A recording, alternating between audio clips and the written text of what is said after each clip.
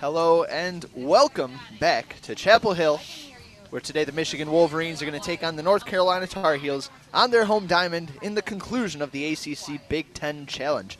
My name is Morris Fabry, alongside me Jeremy Parks, and we are just moments away from getting underway here in what is a rather dreary day.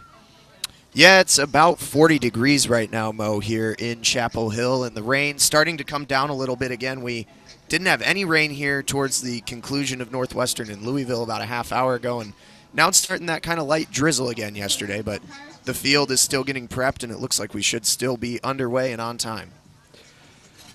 Michigan will be the home team in this affair, even though they're playing on the Tar Heels diamond, and so we will read off the North Carolina Tar Heels lineup first. Leading off at second base is Leah Murray.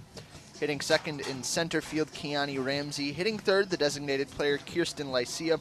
Hitting fourth at third base, Berlin Delamora. Hitting fifth, and in the circle, is Hannah George. Hitting sixth at shortstop is Abby Settlemeyer.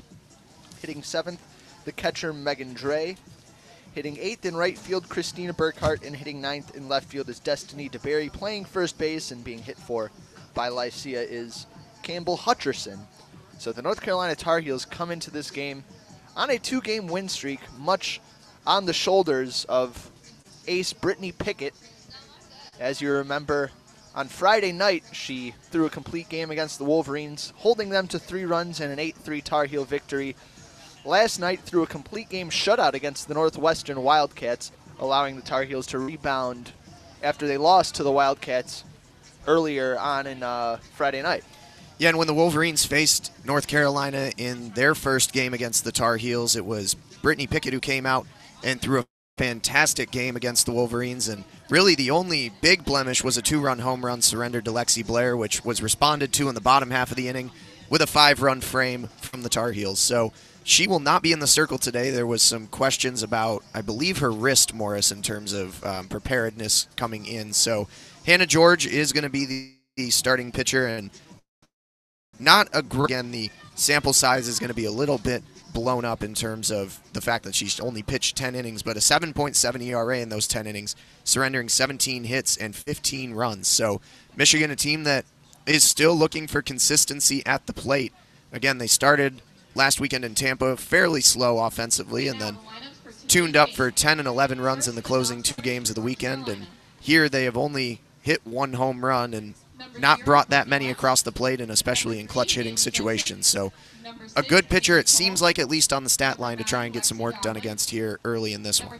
Yeah, going back to Brittany Pickett, we were actually talking with a local gentleman here today who says that Pickett actually teaches his daughter at, I think, a softball academy of some sort, how to both hit and pitch. And so they came out here to see Pickett, the man also from Michigan, and so a diehard Michigan fan. So a little bit of an internal struggle there, I can imagine, coming out here and watching these games. But yeah, Pickett apparently has a broken wrist, is playing with a brace on it, is scheduled to get surgery eventually, but is holding that off because she wants to pitch against the likes of the Wolverines. And next week, I think they're going out west, and they're going to play teams like Washington and Oregon, and Pickett, understandably being a competitor, wants to be able to put the team on her back in those games, and she was very impressive yesterday. I expect that if this game is close later on, we might see her come in and pitch a couple innings. The wrist pain means that she can't hit for the Tar Heels as she would normally like to, but just a great competitor, and it was refreshing to hear that she, like so many other softball players, gives back to the softball community and passes on lessons to young aspiring softball players everywhere. So yeah, in the circle for the Wolverines to face the Tar Heels is Megan Bobian. The last time she faced this lineup, it did not go very well. She came in relief of Alex Storako in, I believe, the 5th inning of Friday night's affair. No, Saturday. No, it was Friday night's affair. The chronology getting blurred. I've lost all sense of time as I sat through delay after delay yesterday and then eventually missed the game. But anyway, Bobian came in through a third of an inning, gave up 5 runs, 4 of them coming on Kirsten Lycia's grand slam over the right center field wall. Looking to right the ship a bit for the Wolverines, send them out of here with a 500 record over the weekend. North Carolina looking to go 3-1 in this Big Ten ACC Challenge. I guess they would be tying Northwestern, who also went 3-1 as the co-champions of the challenge. A Michigan win here would give the Big Ten the conference championship for whatever that's worth. I'm sure they're just looking for a win regardless of what it means in the grand scheme of things. Yeah, again, a big difference, obviously, between going 1-3 and 2-2 on the weekend. But like we mentioned last week towards the tail end in Tampa when I had Alex Drain with me on the mic, it was more so looking to just build strongly towards the end of the tournament and then head into the following weekend for Michigan coming up here with a little bit of confidence that they're able to do what they know they are capable of. Leading off for the Tar Heels as we're about ready to get underway is Leah Murray, the lefty second baseman, hitting .435 on the season. The first pitch from Beaubien, curveball misses low and away for ball one. 12:38 the time of your first pitch. The infield in against the lefty Murray. Beaubien winds the 1-0, squares to bunt, pulls back.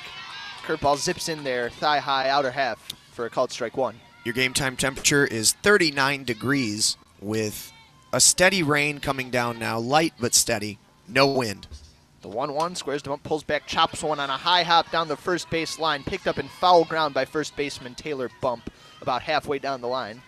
Lucky that that one escaped over to foul territory. Would have been an awkward play for Bump to try and make the charge and then turn 180 back around and make a toss over to Canfield at first. We've seen a lot of innings started and extended by hitters just pounding the ball into that rock-hard infield dirt here in Chapel Hill. The 1-2 on its way, swinging a grounder toward the right side, fielded in fair territory by Bump as she reaches down to her left, steps on the bag for the first out of the game. Murray out in front of a changeup there, rolled over, and it was an easy play for Bump over at first. The infield for the Wolverines at second base, Faith Canfield. At shortstop, Natalia Rodriguez. And in down the third baseline against Keani Ramsey is Mackenzie Nemitz. The first pitch, drop ball, dips low for ball one. Keani Ramsey, the center fielder, hitting .458 on the season for the Tar Heels. This formidable top of the lineup has set the stage for what has been a good weekend so far. The 1-0 on its way. Curveball tails high and ahead.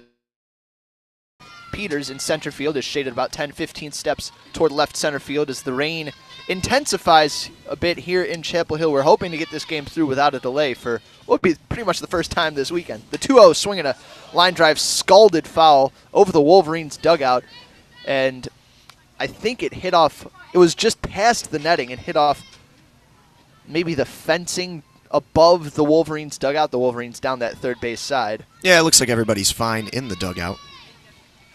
So 2-1 the count on Ramsey. Pitch on the way from Beaubien, squares to bunt, lays it down. It's a beauty, a drag bunt. Bump charges, flips over to first as Canfield covers, and they get Ramsey by a half step. That textbook defense there by Taylor Bump, charged, composed. The ball bunted maybe just a little bit too hard, and the Wolverines able to get it there in time to retire the speedy Ramsey. That brings up Kirsten Lycia, the first righty in the lineup, a freshman, hitting .154 on the season. First pitch from Beaubien, changeup called, strike, drops below the belt on the outer half. And to get through Murray and Ramsey at the top of the lineup, a couple of very good hitters. The rest of the Carolina lineup, pretty much all below 200 with the exceptions of Hannah George, Settlemeyer, and DeBerry. The 0-1 curveball just misses low and in. The count even at 1-1, nobody on, 2 outs here in the top of the first, a scoreless tie between the Tar Heels and the Wolverines. Lycia righty stands with an open stance near the back of the box, her left foot on the outer edge of the box, her toe inside, her heel outside. The 1-1 on its way, curveball called, strike at the belt on the inner half, 1-2 the count.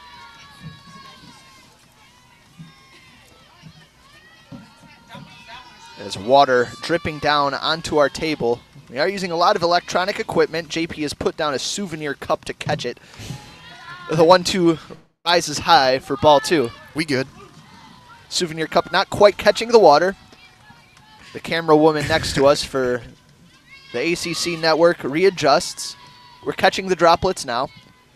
The 2-2 on its way to Lycia. Check swing. She went too far in the dirt. Alexander scoops, flips over to first, and it's 1-2-3 inning for Megan Beaubien and the Michigan Wolverines.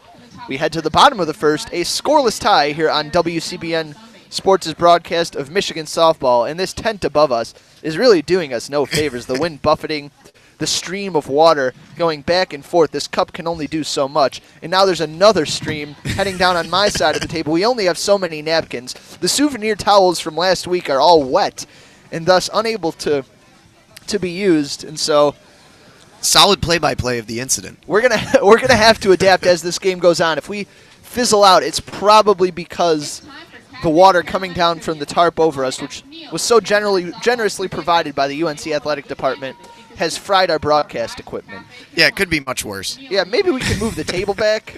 Yeah, maybe just a hair. It might help. I hope there's not too much feedback noise on that as we scoot backwards here.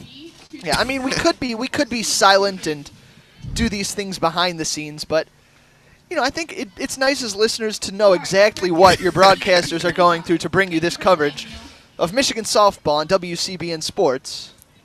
Well, not to overshadow a good opening inning for Megan Bobian, who had a rough less than one inning of work in Friday's game against the Tar Heels, came on in relief for Alex Storako, wound up kind of being the kickstarter of a 5-run UNC bottom of the inning that was the difference in an 8-3 win for the Tar Heels. We have towels, folks. Update, we have towels. Things are going to be okay. So in the circle for the Tar Heels, we talked about her a little bit earlier, but Hannah George, a very different look from Brittany Pickett, shorter in stature, comes from the right side rather than the left. And probably not throwing quite as hard, although in the warm-ups it looked like she had plenty of zip. Leading off for the Wolverines, Lexi Blair hitting .393 on the season. George winds the first pitch. Curveball misses just a bit low for ball one. Yep, Lexi has cooled off just a little bit in the last couple of games from a torrid streak that carried from Tampa over to the start of the tournament here against Louisville and then early on against UNC. Trying to recapture some of that at the plate. George gets the sign. The 1-0 squares to bunt. Right back to the circle. George Fields flips to first and got Lexi Blair by a fraction of a step. Yeah, Blair was still really fast. That bunt just squirted a little bit too far towards the circle, and it made it an easier pick and grab and the throw down to first in time. But that's going to be what looks to be a mainstay at the top of the lineup with her here.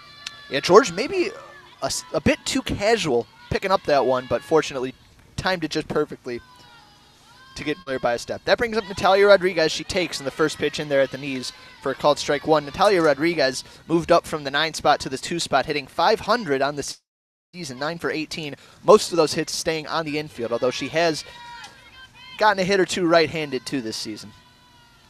0-1 the count, the pitch on the way. Little slap swing up in the zone. Foul tips it out of the glove of the catcher, Megan Dre, and back to the screen. The count quickly 0-2 on the sophomore shortstop. Your umpiring crew for this game behind home plate, Chris Tahanika, Daniel Rogers over at first base. He had the duties behind home plate last night against Louisville for Michigan, and then Peter Blair over on third base, no relation to Lexi as far as we know. 0-2 the count, nobody on, 1 out here in the bottom of the first, scoreless tie. Hannah George looks in, gets the sign. The 0-2 on its way, misses high, and they're saying it ricocheted off of Natalia Rodriguez, just glanced, but bails her out of an 0-2 count, sends her down to first base for the first base runner of the game for either side. You know, between the North Carolina State game last weekend where Michigan was plunked 5 times and this tournament here, I've seen more hit batters for Michigan in the last couple of games in that NC State game than I think I did all season last season. Oh, the UNC fans yesterday were livid. They thought Michigan was intentionally crowding the plate and looking to get hit. Or the Louisville fans. First pitch on the way to Faith Canfield, misses high for ball one. No, I only... You meant on Friday, the NC fans? Yes, the UNC fans on Friday, sorry. Again, I say yesterday because it feels like I called the game yesterday because I was at this stadium for a few hours, but I never actually got on air. Rodriguez on first base, a threat to go. 1-0 the count on Faith Canfield. George Wines delivers, misses high again for ball two. Canfield raised that average to .308 on the season. No extra base hits yet. A lot of line drives up the middle. To all fields she can hit. Outfield playing deep. The third baseman, Berlin Delamora, almost between third and short, way off that third base line. The 2-0, swinging a line drive, left field foul. Faith tried to take it right down that third base line with a heavy shade over off the line there at the hot corner and just pulled that one a little too hard into foul territory. Yeah, just a bit out in front. It looked like an off-speed pitch from George that hung up in the zone. She's been missing high to Canfield throughout this at-bat. Still probably the most fearsome hitter in this Wolverines lineup. Canfield, the righty, stands toward the front of the box. Looks down to first base. George checks her armband, twists, the 2-1, swing and a jam shot foul over the UNC dugout. Bounces off a protective fence and probably down onto the roof of the dugout, although our view is somewhat obscured. The count moves to 2-2. Good job by George to get back in on the hands of Faith Canfield. UNC has their Carolina blue, that powder blue pants, along with the powder blue tops. They have darker navy sleeves, and then Michigan in the white tops with the navy pants. The 2-2, swinging a pop-up, left side of the infield. Delamore charges, slides, and it bounces out of her glove. Falls back to the catcher, Dre, who throws down to second and gets Natalia Rodriguez on the force out. She had to hold there at first base on the off chance that Delamore made the catch.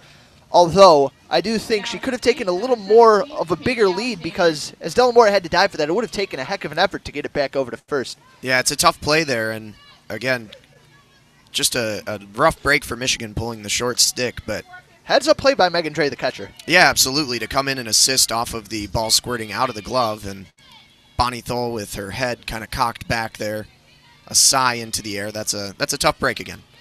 Not the first time Michigan's had a runner cut down at second base on an unorthodox fielder's choice. That brings up Katie Alexander. First pitch ducks in and low for ball one. Good eye from the Michigan catcher, hitting 150 on the season, 3 hits and 20 at-bats. Those 3 hits combined for 10 total bases, 2 home runs. And, well, I guess it was scored as a single, but it was really a double up the left center field gap back on Friday. George gets the sign from Dre, the 1-0. Curveball misses high and outside. Changing the eye levels, but behind in the count now, 2-0 on Alexander. Yeah, and George has missed with command in a lot of her early pitches here. The Wolverines still trying to get eager at the plate, but it seems as though if this continues, maybe an opportunity to sit back and let George make some mistakes. George gets the sign, the 2-0 on its way, swinging a ground ball through the hole on the right side, of base hit. The throw to first base. Right fielder Christina Burkhart, fortunately Alexander booking it down that line, beat the throw by a half step. I didn't think there was even going to be a chance at a play. And I believe that is Katie's first non-extra base hit so far on the season. A couple of home runs, a double. Finally pokes one out for a base hit. And like you said, it was a close play. The outfield playing in relatively there. Some rather extreme shifts for this defense led by head coach Donna Papa. That brings up Morgan Overitis in the 5 spot. First pitch on the way from George. Rise ball in there at the knees on the inner half for a called strike. Behind Overitis, I guess I never really read out the order. Hitting 6th in right field, Haley Hogenrod. Hitting 7th in center field, Natalie Peters. Hitting 8th at third base, Mackenzie Nemitz. And hitting 9th at first base, Taylor Bump. The 0-1 on its way, swinging a slow roller toward the right side, ranging over to the right, making the play. And stepping on the bag at first base in time is the first baseman, Campbell Hutcherson, for the final out of the inning. So a slow roller leaves a couple on base for the Wolverines. We head to the top of the second inning, still scoreless, here in Chapel Hill on WCBN Sports' broadcast of Michigan softball. As always here on the early half innings, we like to shout out to all the listeners. Feel free to interact with us throughout the broadcast on the YouTube live feed. Send us any comments, questions, concerns that you have throughout the game. You can always, again, shout out where you're listening from. We've been enjoying reading those all weekend. Have a dedicated group that I was getting the feeling yesterday are starting to recognize one another within the chat as I was doing the solo broadcast. But good to have you back in the booth today, Mo. And a big shout out to all of you tuning in with us. I know this game is being streamed on the ACC Network Extra. You can feel free to turn on that video stream and then mute the TV and feel free to sync up our audio. Yeah, if you have any friends who you know are watching that ACC broadcast. Are they friends? Are they really friends if they're not syncing up our audio? I don't know, man. Just, it's questionable. Give them a ping. Friends don't let friends watch the ACC broadcast without syncing up WCBN's audio. Yeah, there you go. So Bobian back out into the circle. Everybody's on notice now. We did have longtime listener Griffin Hickman the other day sent us a tweet of his TV set to the video stream with the audio synced up. Beautiful. Got a lot of likes, meaning, you know, could be a trendsetter.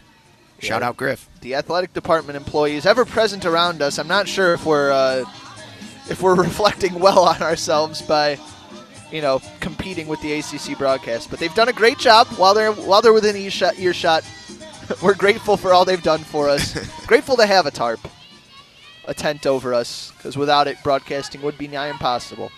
Berlin de la Mora leading things off for the Tar Heels. The first pitch, curveball, starts outside, stays that way for ball one.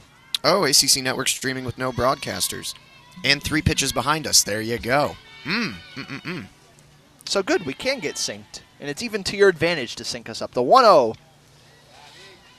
Looked like a curveball, misses high and outside for ball 2. Yeah, you can see how accurate Morris is on the play-by-play. No, don't examine how accurate I am on these pitches, because it's hard to tell. I'm not an expert. The 2-0 on its way. Curveball misses just a bit outside. Alexander tried to pull it back. The count runs to 3-0 quickly on Berlin de la Mora.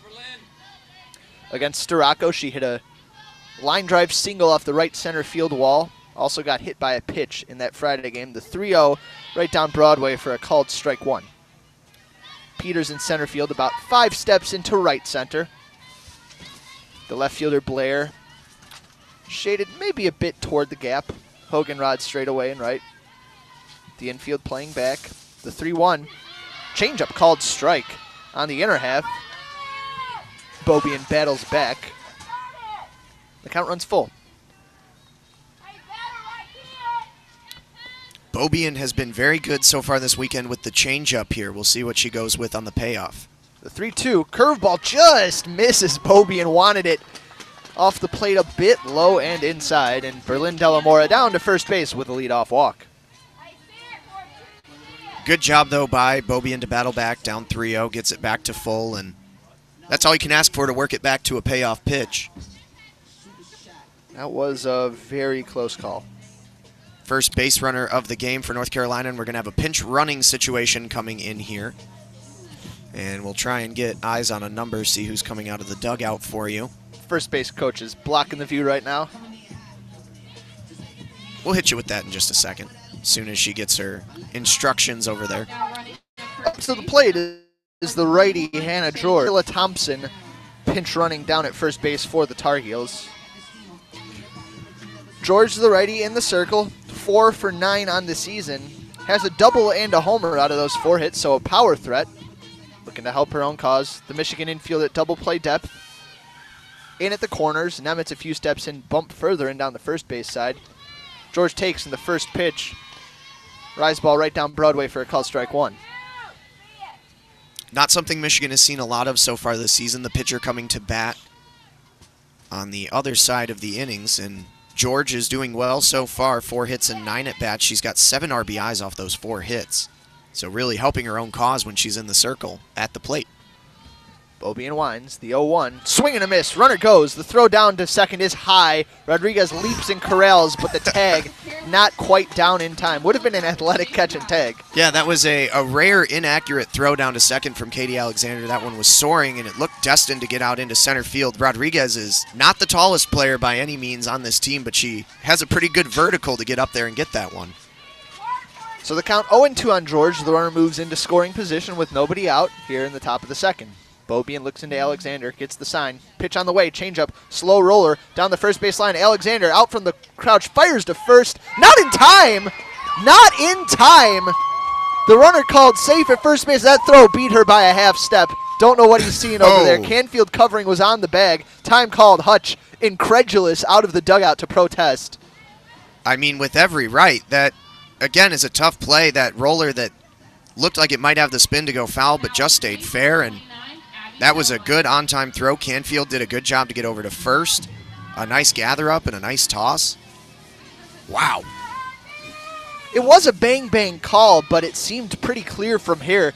Regardless, Bobian's going to have to work out of a jam now. Runners on first and third with nobody out. First pitch on the way, misses low for ball one to Abby Settlemeyer, the shortstop. Settlemeyer hitting .286. Is 4 for 14 And now that first pitch ball is going to draw a meeting in the circle from Jennifer Brundage. I'm sympathetic to Daniel Rogers, the first base umpire. It's tough getting every single call right, especially when there's a lot of bang-bang stuff going on out there. A lot of things making contact, the throw in the mitt, the foot on the bag, the runner on the bag. It can be tough to synchronize those every time. From here, it looked to be a pretty clear case of a missed call. But those go both ways over the course of a game and over the course of a season, and Michigan's going to have to work their way out of this one. We've got some listeners chiming in. We've got Chicago, Mount Pleasant, the UP. Also, potential that we've been pirated. I guess somebody said you can hear our audio through the ACC broadcast. Have we been hijacked? If so, that'd be kind of funny. Kind of cool, really. Maybe that camera right next to us is picking us up a little bit. Demand rights fees. Sue ESPN. Unless they elect to hire us. I mean, if they want to give us a full-time job, then I won't complain. Yeah, one sec. If there's a replay on TV and they're showing it on air and you can see whether that call was right or wrong, please tell us in the comments or on Twitter. I'd love to know if I'm railing senselessly or sensibly against the call on the field. Either way, the count 1-0 on Settlemeyer. On Friday night, she yanked a home run over the right field fence to take a 3-1 lead off Alex Storako. The 1-0 on its way. Pitch on the inside corner for a called strike. Throw down to second. They've got the runner in the pickle. The tag out made the throw home. It's a double play. Woo!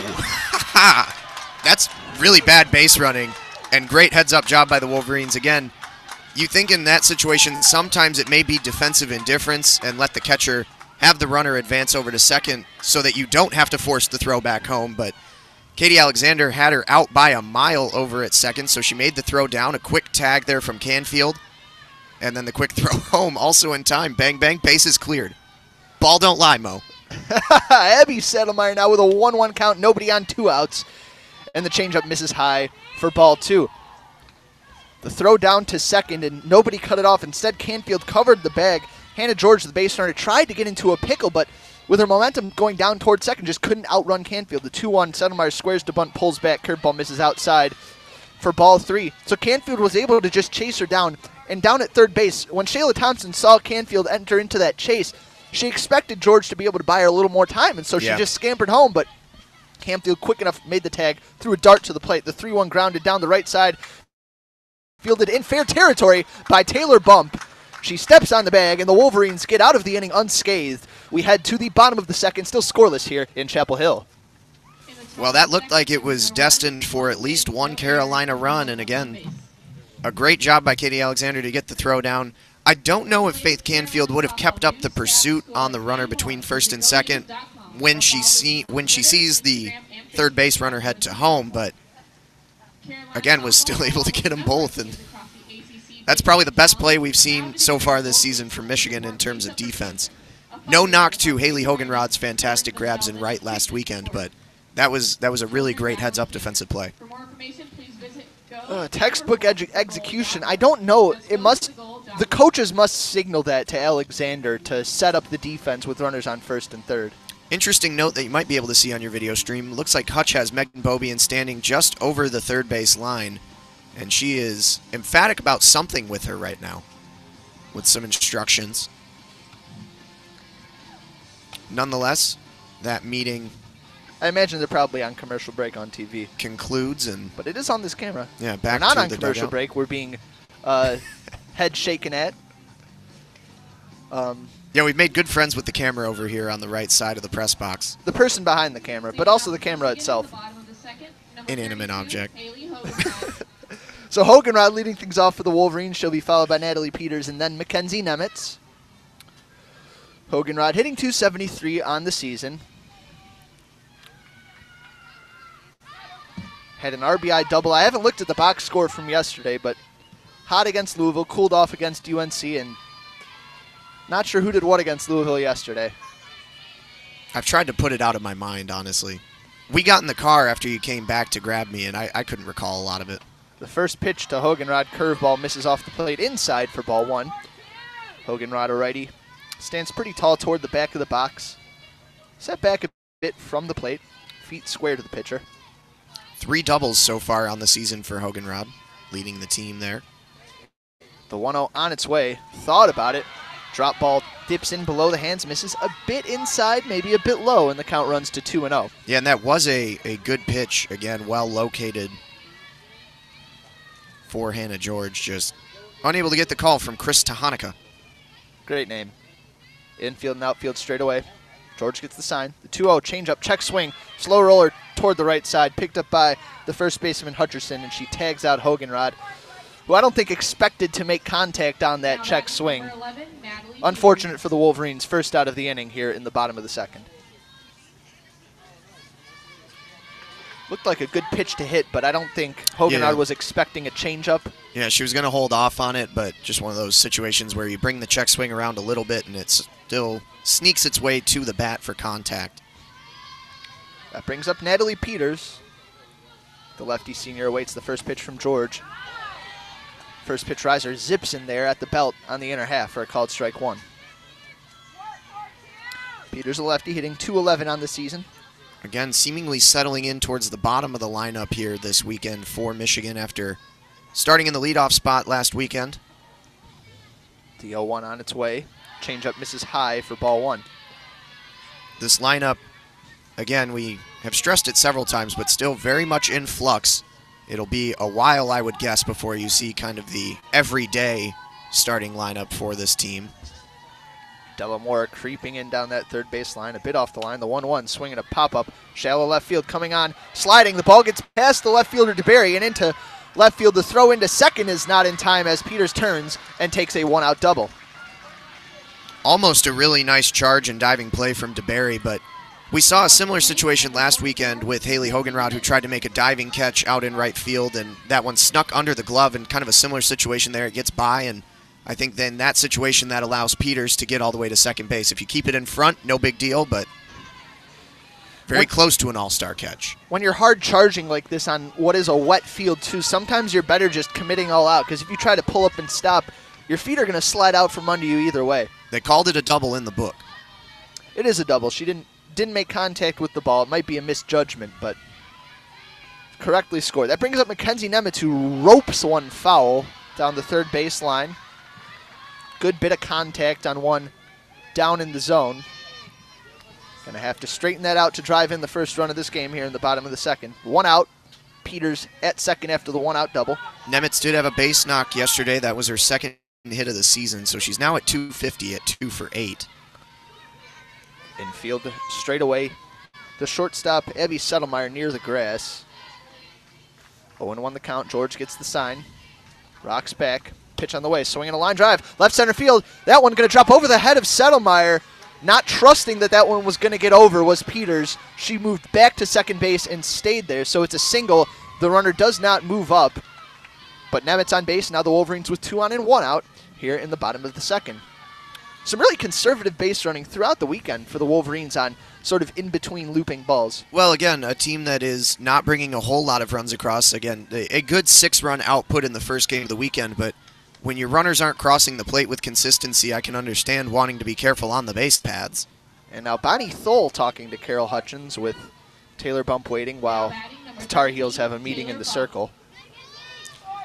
Perhaps something to do with syncing up their base running plans. As you said, it's been a little in between, a little touch and go, and definitely erring to the safer side. Of course, we've seen a couple of outs. First, the Tar Heels made an out on the base paths last inning. We saw Louisville rally cut short due to some careless aggression after Rebecca Chung double made it a 2-run game, got caught stretching into third, and the rally died there. The first pitch to Taylor Bump dips low for ball one. Bump has not recorded an RBI yet this season. She's got 3 hits in her 14 at-bats, so her first opportunity here to do something really big for this team and try and scratch across the first run of the game. Hutch flashing signs, Blair on deck with the top of the lineup. A bunt not out of the question. The 1-0 on its way. Check swing. Curveball misses just off the plate inside. Snap throw down to second. Almost caught the runner Peters napping over there. As she got back into second, she took a very healthy jump off of second base on the pitch. And it was so casual from Dre to George, it looked like she was throwing back to the pitcher, but a savvy play by George just letting it sail over her head. The count 2-0 on Bump. George winds. Pitch on the way. Swinging a chopper over toward third. Delamore at field steps on the bag at first for one. The throw across the diamond for a double play. And that'll do it for the Wolverines here in the bottom of the second. So a rally with potential nullified in one swing of the bat. We head to the top of the third, still scoreless here in Chapel Hill. Yeah, and that was a good defensive play for Delamora. That's the first double play recorded on the Wolverines so far this season, I believe. Yeah, I mean... And at a tough time. It was, but, you know, if Peters were a better judge on that little looping Texas leaguer into the outfield, which, again, easy to criticize from up here in the broadcast booth, a little tougher to enact on the field. But if she's at third base, then perhaps the inning's still going for the Wolverines. And so while she didn't run herself into an out, it also made it easier for the Tar Heels to get out of the inning. But also just a bit unfortunate for Bump to hit that in probably the worst spot she could hit it. Either way, shutout ball through 2. It'll be Megan Dre, followed by Christina Burkhart and Destiny DeBerry here in the top of the third for the Tar Heels. Beaubien has faced the minimum.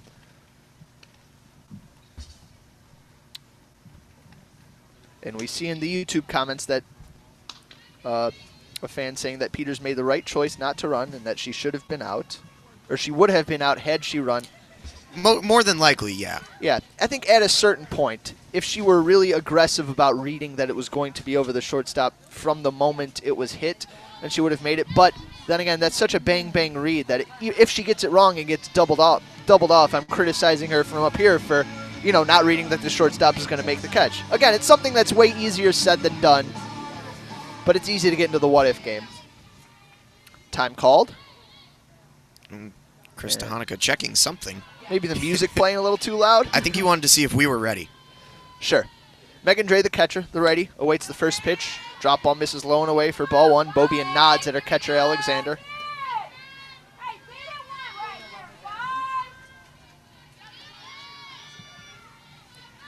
The count 1-0. Beaubien gets the sign. Pitch on the way. And it bounces less than halfway to home. Slipped out of the hand.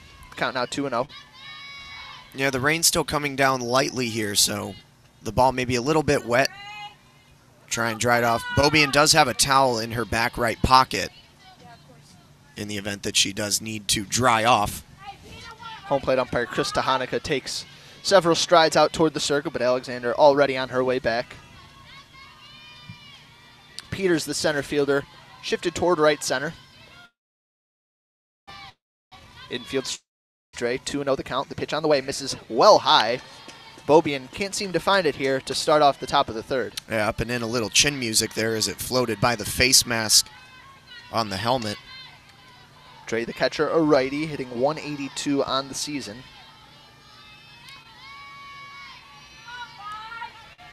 Stands toward the back of the box, slightly open stance. A lot of weight on her back foot. The 3-0 misses low for ball 4. It's a 4-pitch walk to lead things off for the Tar Heels here in the top of the third. Now Christina Burkhart, a lefty at the plate. The rare, I think we're gonna get a pinch runner. The rare 4-pitch walk for Megan Beaubien. That would just be her 5th walk surrendered on the season through 28 full innings pitched. Can't see the runner of that pinch runner over at first, but I'm sure it's going to come over the PA any second. Getting cleared up with Krista Hanukkah behind home plate, adjusting his card. So the batter Burkhart, a lefty, hitting 150, 3 for 20 on the year. 1 triple and 1 homer out of those 3 hits. In down the line is Mackenzie Nemitz at third base. It is number 30, Tanisha Vines, pinch running over at first base. Junior for the Tar Heels. It's like Tynasha Vines, if I'm reading correctly. Tanisha on the PA, it sounded like. First pitch, Burkhart squares to bunt, pulls back, and it drops low for ball 1. So Beaubien has not found the strike zone in 5 pitches to start this top of the third. With Burkhart squaring to give her an out, I'm sure she'll take it. Now Beaubien finds the zone as Burkhart pulls back, a curveball on the outside corner for a called strike 1. The count moves to 1-1. The defense in motion against Burkhart, who has yet to make the effort to lay it down. The lefty with an open stance, holds the bat 45 degrees to the ground. The 1-1 squares to bunt, pulls back again. Drop ball misses low on the outer half for ball 2. And Jennifer Brundage going to come out and share some words with Megan Bobian. Might be seeing something with her release point. Again, it was so far through the inning 7 pitches and 6 of them balls. After a strong start in the first inning for Bobian, there was some trouble in the last inning when Carolina got runners to first and third with none out. Wound up getting doubled off on a steal attempt and then a throw out at home on another steal attempt.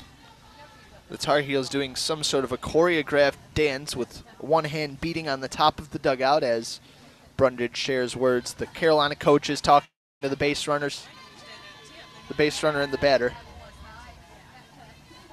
A long conference in the circle with all of the infield involved going to be brought to a close by home plate umpire Chris Tahanika.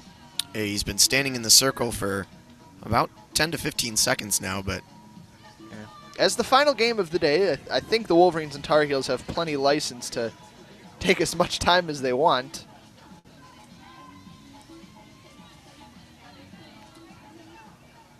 Our camera woman has a 3 o'clock basketball game to get to, but your flight doesn't leave till 7:30, so yep, we can be here all day. All day up until 7:30. Yeah, I guess. Hopefully that's enough time. So Burkhart, the lefty, back in the box. Bobian gets the sign. The 2-1 squares to bunt, lays it down foul. It bounces off the shin pads of Alexander behind home plate in the count now 2-2. Again, I think that caught Nemitz over at third base. She wasn't ready to charge in on the bunt attempt, so luckily it does go foul. The pitch up in the zone can be tougher to square those up. The bunt less likely now, as a foul ball would be the same as a strikeout. Burkhart holds the bat out in front, pulls it back. The 2-2. Curveball misses low for ball 3. Yeah, Bobian with the bend and the jump. She wanted that one low and away. Was close, just not close enough. Yep, Mr. Spot ever so slightly. So the count full. Bobian winds. The payoff pitch, swinging a ground ball back up the middle. That's going to get through the hole. Base hit. Peters comes up fielding, fires into third. The throw not cut up, moving to second. On the throw is Christina Burkhart. And that throw should have been cut off. Yeah, it would have been better to cut it off. They would have had a play, a much more viable play at second base had they done so, but Peters shading deep and toward center field gap. Had to throw it against her momentum as she went over to field it as the ball went through the second base side of the hole, up the middle. And time called. I think we're going to see Alex Storako enter this game. Yeah. Yep, Bobian into trouble again here in the third, and she's going to be pulled. Just didn't have it this inning. Seems to me to be a hasty hook. Well, had some trouble last inning as we saw, and was lucky to get out of it with a really nice play. And now again, it'll be up to Storako to try and limit the damage. Bobian will be responsible for the 2 base runners. So we can't give your final line yet, but it'll be just 2 innings of work. I think Carol Hutchins has been just a little less patient in general this year than she has been in years past. And I'm referring not only to moves in the circle, but also, for example, the decision to start Mackenzie Nemitz in back-to-back games instead of Madison Uden down at third base. Uden has had a couple of very strong seasons, and I'm probably reading too far into what's only been a couple games out of a short season so far, but no, it could be, and we were talking about this last night again. Yeah, it seems to me like, maybe just a bit of a quick hook in general, trying to find something that works, and a season that's been pretty frustrating so far for the Wolverines on the backs of a season that also is pretty frustrating. Working to get off the ground here, and to do that, it will be up to Storako to try and keep the Tar Heels off the board, but they've got a prime scoring opportunity and then some here. Getting back towards the top of their lineup as well, and we know how dangerous the 1-2 of Murray and Ramsey is for the Heels. DeBerry no slouch either, hitting .421 as she steps in. First pitch on its way from Storako, sails high for ball 1. And Hutch, of course, has a better feel for these things than I do after 35 years in the biz. So we'll see if she's pulled her right card here. 1-0 the count, runners on second and third. Top of the third, the bunt down the third baseline, fielded by Nemitz. Throws to first, ranging off the bag. It gets by, bump into right field. Coming up with his Hogan rod, gets it in. The run scores. Runner moves from second to third. And now, Starocco is in the circle as the runner DeBerry moves from first to second base. Time called by the umpire. There was no throw to second. And DeBerry, I think, is going to be awarded that base. Just a bit of hesitation from the Wolverines defense, falling asleep, it appears. And there are still runners on second and third. Nobody out on the throwing error by Mackenzie Nemitz. Tar Heels still threatening, top of the lineup at the plate. Yeah, was quick to try and get the throw over to Bump at first, and Bump sprawled all the way out to her chest to try and get it. That brings up Leah Murray, squares to bunt, pulls back, taking a huge secondary lead off second base is the Tar Heels base runner DeBerry.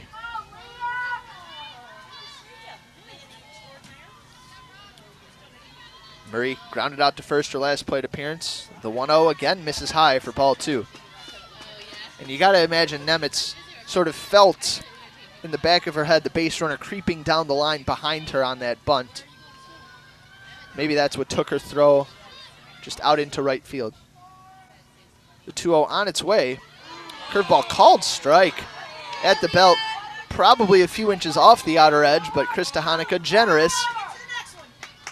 The Tar Heel crowd less forgiving. 2-1 the count. The pitch on the way. Misses high for ball 3. A base open at first. Still nobody out. Well, and I'm sure Starocco wasn't warming up. I can't see the bullpen from here for Michigan, but I highly doubt she was warming up in preparation to come in just the third inning, but trying to get warmed up in the circle now. Starocco twists the 3-1, swing and a miss. It's a good pitch. Murray, the slapper, already halfway out of the box as she cut through that one, and the count runs full.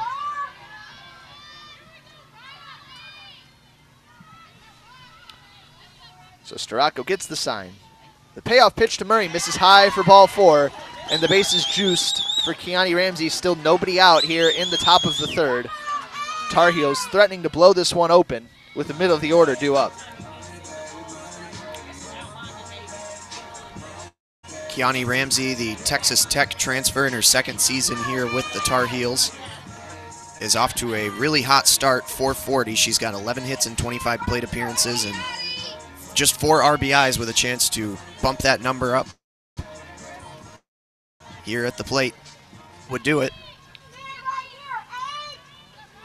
Ramsey, the slapper, awaits. The first pitch from Starocco misses high for ball 1. Having a bit of trouble finding the zone, nowhere to put Ramsey, and on deck is Kirsten Lycia. Already a grand slam under her belt this weekend on Friday. The 1-0 on its way, misses high for ball 2. The Carolina Blue crowd getting into it here in Chapel Hill. And now Jennifer Brundage out from the dugout to have her first meeting with Starocco. It's already been a long inning for the Maize and Blue. It seems like it might be nowhere near over. Innings like these, the biting cold just feels a little bit colder. Toes starting to freeze up. Maybe I'm just soft. Yeah. You are, but that's all right. Thanks. Just a reminder, you're listening to WCBN Sports' broadcast of Michigan softball on the Michigan Student Softball Radio Network. Big jam. Yeah, we've been slacking on that today. Yeah. We were going to start alternating words in that slogan, but me missing that last game just kind of threw off the mojo. The 2-0 on its way. Squares to bunt. Ramsey pulls back. I think she was taking all the way, just trying to throw off Starocco, but she found the zone down Broadway for a called strike 1. Peters, the center fielder, about 10 steps toward left center. Infield in. The 2-1. Curveball. Beautiful pitch. Called strike. Outer half at the belt. The back door open for Alex Starocco, and the count even at 2-2. Ramsey back in the box. Straka works quickly. The 2-2 swing and a slow tapper off the glove of Rodriguez, diving to her right. It trickles into left field. Everybody moves up one station. It's an RBI single. Would have been a sensational stop from Rodriguez. I'm not sure if she would have been able to get anybody out with a throw after lunging to her right. And so both of the runners that were on base when Beaubien left cross home plate, so she's responsible for those 2 runs. They'll go on her final line. Everyone on base now, though, under Storaco's belt. That'll bring up Kirsten Lycia. The bases indeed still loaded. And just a rough play again. Rodriguez probably wouldn't have had a play at home, but hopefully would have had a play over at first had she been able to glove that. Probably not against a runner of Ramsey's caliber. Slapping out of the box. Good piece, 2-strike hitting. Lycia takes, and the first pitch a called strike, thigh-high outside corner. I don't think Storaco hit her spot, but she did hit the corner nonetheless. Alexander set up more inside. 0-1 the count. Storaco gets the sign. Pitch on the way. Curveball called. Strike on the inner half this time, belt high. Ahead in the count is Storaco, looking for that put-away pitch that has eluded the Wolverines pitchers so far this inning. Yeah, she's averaging just under a strikeout an inning, 24 and 24 and a third. The 0-2 on its way. Big swing and a miss. Down on strikes goes Kirsten Lycia, chasing one up and out of the zone. And that's the first out of the inning. Carolina, 2 on the board, 3 on base, 1 out. The cleanup hitter, Berlin Delamore, ready to step into that righty batter's box. A big strikeout, hopefully a big confidence booster for Alex Storaco in the circle now, going up against Delamora, who has had her struggles at the plate. First pitch, thought about it, pitch misses high for ball 1. She walked in her first at-bat in the second. Only 3 for 18 at the plate so far this season for Delamora. Had a nice play over at third to turn 2 on Michigan earlier here. And home plate umpire Chris Tahanika lecturing the press box. Once the batter steps in the batter's box, the music's got to stop. They're playing walk-up music, but it's interfering with a batter and a pitcher who want to play a quick pace. The 1-0 on its way, check swing foul over the right side onto the building behind us. The count even at 1-1 with 1 out. Yep, those the team offices here at the Eugene G. Anderson Softball Stadium. So 1 out, 1 ball, 1 strike, 3 on base. The pitch on the way from Storaco to Delamora. Curveball misses high again, about eye level, and the count runs to 2-1 on the cleanup hitter in this Tar Heel lineup. Outfield straightaway, infield double play depth. Delamora not particularly fleet of foot. A ground ball should end the inning if it's hit to an infielder. The 2-1. Curveball misses high, and the count runs. Again, the Wolverines have not turned 2 so far this season as I can recall. I'd have to double check the book, but I don't believe so. At least not in typical ground ball fashion. Yeah. They turned 1 last inning. The 3-1, swing and a pop-up. Looks like it's going to make its way out of play. It lands on top of the press box and bounces right behind us. It'll come to a rest on the cement. A young softball fan will track that down and return it.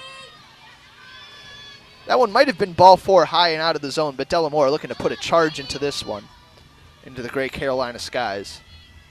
The payoff pitch on its way, swing and a miss, down goes Delamora, undercuts one in on her hands, and Storaco has come up with a pair of huge strikeouts here in the top of the third. Again, it would have been ball 4 had Delamora laid off that one, but it got her up inside. And I'm going to disagree with you on that one, No, JP. you didn't think so? I thought that one might have caught the corner. Belt high. Then again, the view from here is not the best. That brings up Hannah George. Yeah, don't matter, though. The pitcher looking to help her cause. First pitch from Storaco, swing and a miss, blew it by her. George Tardy on the curveball that caught a lot of the zone. George hitting 500, 5 for 10 after a single in the second inning in her first at-bat. And as you said, a chance to help her own cause. Power meeting power. Storaco reaching back on that one. 0-1 the count. Storaco gets the sign. She winds. Pitch on the way. Swing and a miss. The high cheese. George chases. Can't catch up. The count 0-2. If she can pull one more strike out of the bag here. Storaco looking to do it all herself. She looks in, gets the sign. Pitch on the way. Swing and a miss. Down on strikes goes Hannah George. So after a couple Carolina runs, Alex Storako strikes out the side, gets out of the jam with limited damage, and we head to the bottom of the third, a 2-0 Tar Heel lead, but it could be a lot worse. Again, really, really good from Alex Storako to come in relief. And again, the couple of runs that did scratch across coming on a bunt that was misplayed over at first on a bad throw, and another one coming off missed glove play over at short. That run probably getting across anyways, but nonetheless, not entirely on her back, and Storako keeps her line clean in terms of runs as we head to the bottom of the third on WCBN Sports coverage of Michigan softball and the Michigan Student Softball Radio Network. So after leaving runs on the board, or leaving runs off the board and on base, Hannah George comes out to deal with the top of the Wolverines lineup. And man, it felt like that inning was going to never end. Remarkable, the Wolverines are still in this softball game. It felt like, you know, kind of the weekend in a nutshell for a sec, but just like that, the Wolverines, still plenty of life in this game. Oh yeah, long way to go, plenty of life. And as we mentioned at the start of the game, Hannah George, a pitcher who has been hit around by opposing teams. They were hitting .395 against her coming in. And just a quick question before we start off the inning here. There was a question on whether or not our interviews with Coach Hutch led to any comments on questions of Bobian's confidence. Absolutely not. Yeah, nothing there. Even if there were concerns, I don't think they would Hutch be voiced in an interview with us. But yeah, that's the kind of thing that will probably stay behind closed doors. Yeah, we will be interviewing players this week. Fortunately, I won't be. I mean, Alex Drain should have those interviews for you. We'll get them on the pod this week. We had some technical difficulties with our interviews from the past week. We'll try and get those out too as well. So Lexi Blair leading things off for the Maize and Blue. The first pitch on its way from George, swinging a foul off of Blair's right foot. Yeah, and it hurts a lot more in the cold weather like this. Hard to get going and keep your body warm and loose at the plate. And everything that bounces off of you stings. It hurts a little more on the bat if you don't get it clean. And again, extreme defensive shifts for this Tar Heel squad as Delamore, the third baseman, about 2/3 of the way up the line at third. The 0-1 on its way, check swing, foul. A changeup pulled the string on Blair, and she just caught it with the end of the bat as it trickles back to the backstop. So 0-2 the count. The Wolverines looking to rebound and not up the inning here in the bottom of the third. They trail 2-0 to the Tar Heels. George behind the rubber, checks her wristband, looks in, gets the sign. The 0-2 on its way, check swing, foul. In the air, midway up the screen behind home plate. That one in and up on the hands of Lexi Blair, doing well to fight it off. Blair did have a 2-run home run against Pickett back on Friday that bounced up off of the scoreboard in left center field. Probably the most fun I've had calling anything this weekend, aside from maybe that double play. Yeah. That was exhilarating. The 0-2 on its way, swinging a fly ball left field straight away.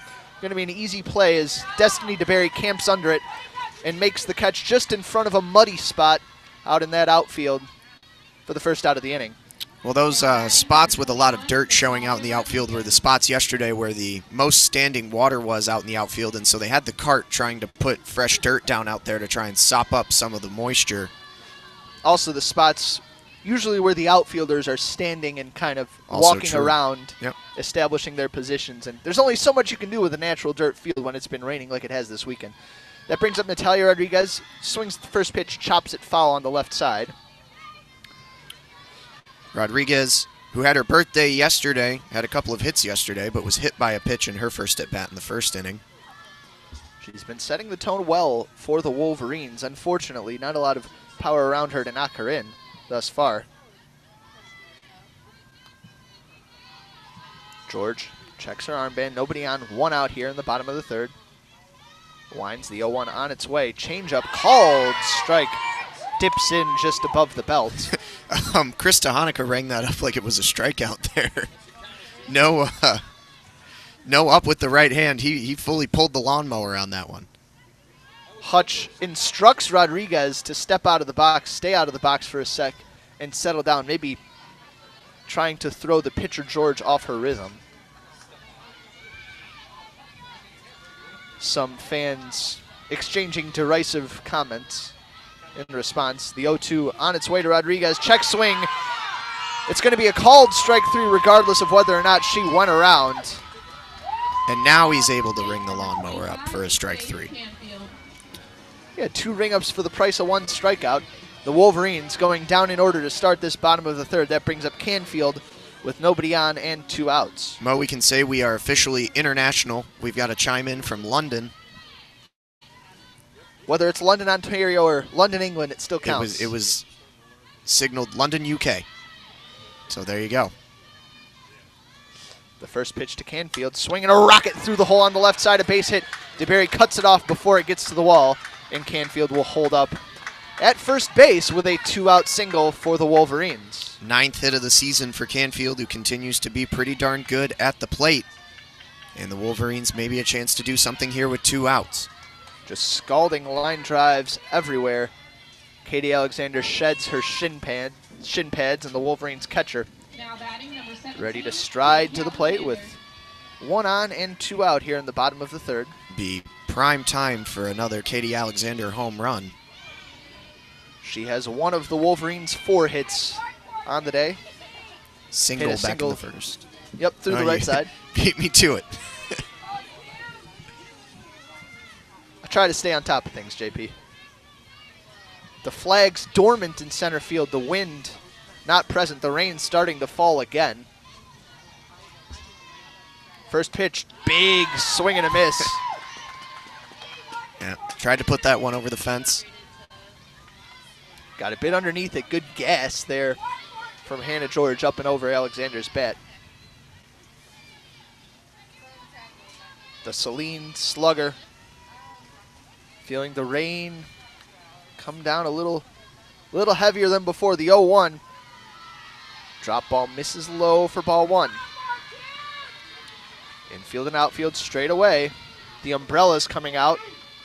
Most fans already poncho clad. Alexander digs back in, adjusts her face mask. Swinging the bat back and forth. George checking her armband. Rain really starting to come down heavier and heavier. The 1-1 curveball misses low for ball 2. If it keeps up at this pace, we might see a delay. No rain expected on the radar or in the forecast. But nonetheless,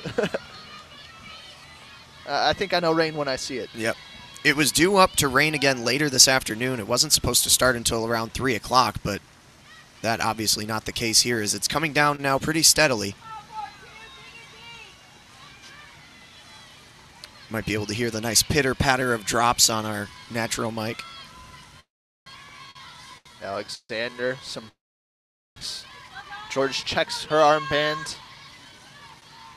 They're at least going to try to finish the inning. The 2-1 on its way, swinging a pop-up toward the right side, toward the dugout, and it's going to land, skip off the wall, off the bleachers, a couple rows into the stands, and the count runs to 2-2 on Katie Alexander. And you hope the rain is not here to stay, but the sky is telling another story. Yeah, we'll see how things fare here. We'll keep it with you, no matter what. So Canfield on first base, the count 2-2, 2 outs. Here in the bottom of the 3rd, the Tar Heels lead the Wolverines 2-0. George steps behind the rubber, gathers herself, checks her armband, looks in, gets the sign. The 2-2 on its way, swinging a fly ball to left field.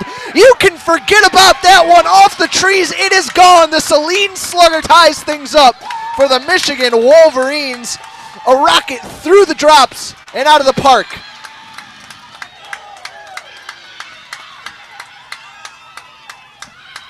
Wow. JP, you're supposed to say things. Well, I was trying to think of a nifty hashtag there, but I mean that's just that's a really good hit ball.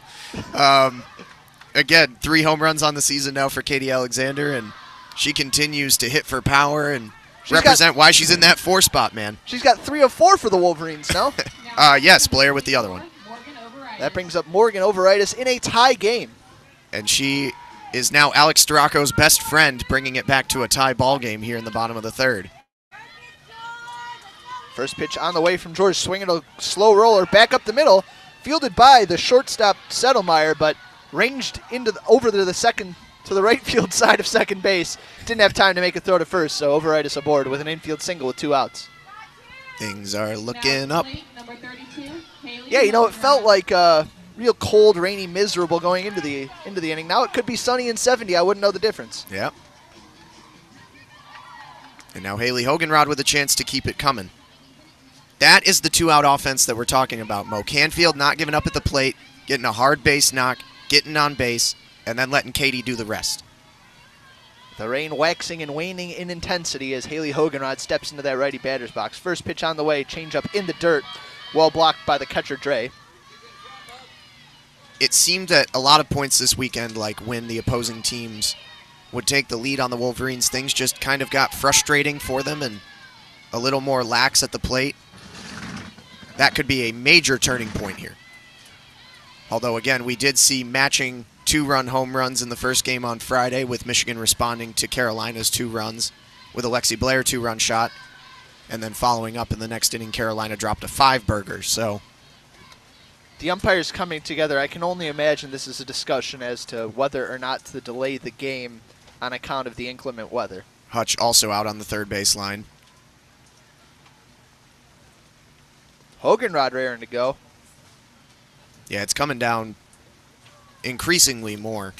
It's hard to know who this is tougher on. The pitcher, who needs to get a grip on the softball.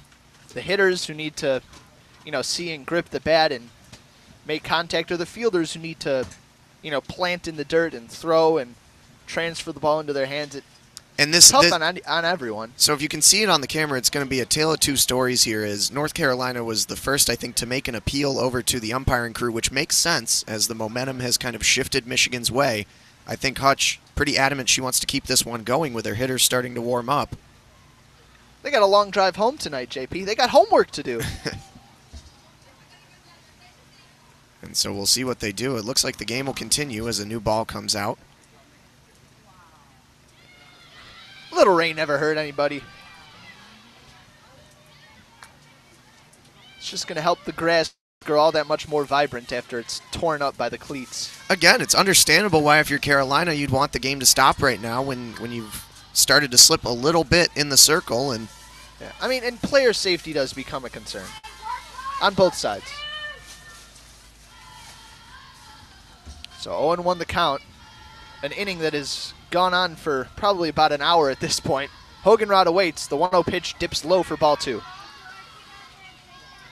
George does not have a towel in her back pocket as Bobian did, and now another time going to be called. I think maybe they want to get a towel or some clean softballs. We'll see. George does have a towel. Pulls it out of her back pocket. Okay. I wonder if it's still dry.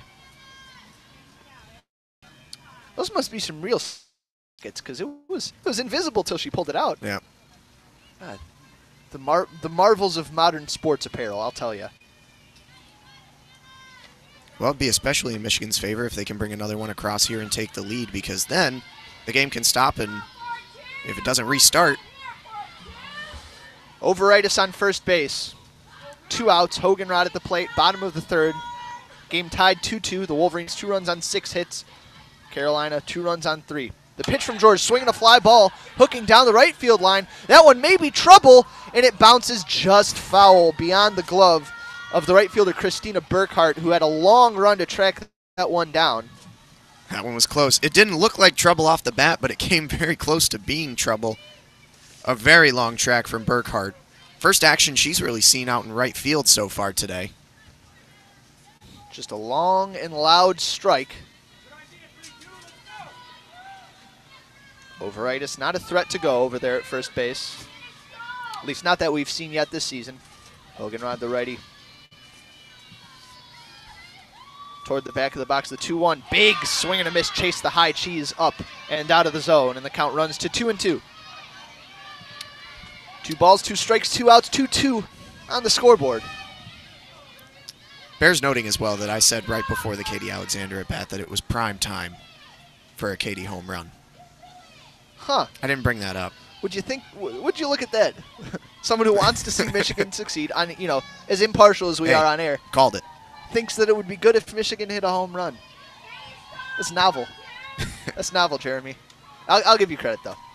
Yeah, as you should. More credit than Katie? I spoke it into existence. Maybe equal credit.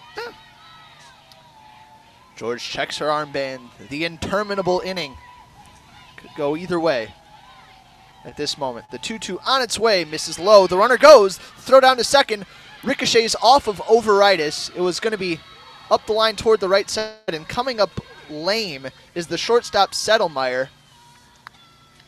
Walking off maybe a tweaked ankle as she stepped down the bag. It was awkward to handle the throw from Dre as it was on the right side of the bag and in the dirt. It's a stolen base for Overitis. The count runs full on Hoganrod. Really tough play for Dre as that pitch was down in the dirt. Yeah, now officially a runner in scoring position opportunity.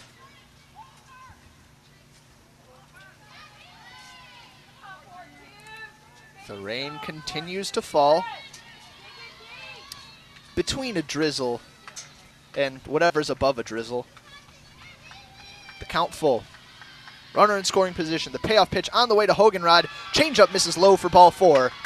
And the Wolverines right fielder aboard with 2 outs as this rally keeps going. And a big chance for Natalie Peters now. Number 11, Natalie Peters. Peters the lefty. 0 for 1 on the game today.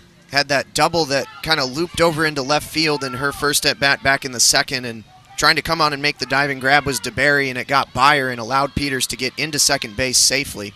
I should say 1 for 1 on the game today. I was guessing, and I guessed wrong.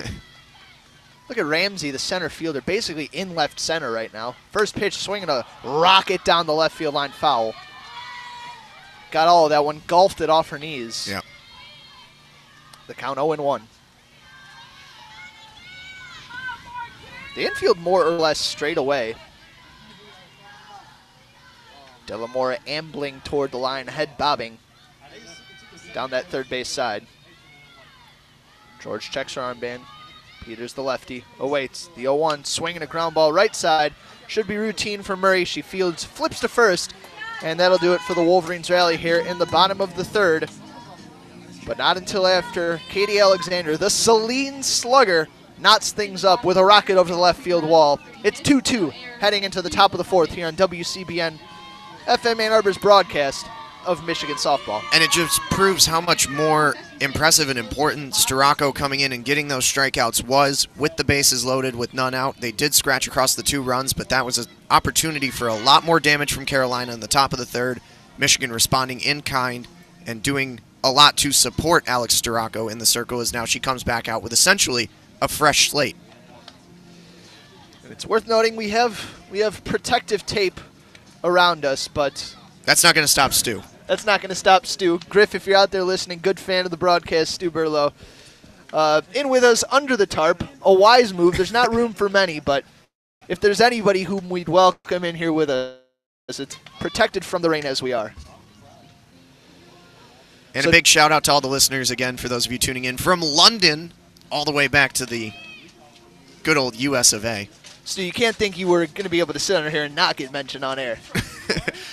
Caught him trying to take some pictures of us behind our backs here while we were doing the inning. So Settlemeyer leading things off for the Tar Heels.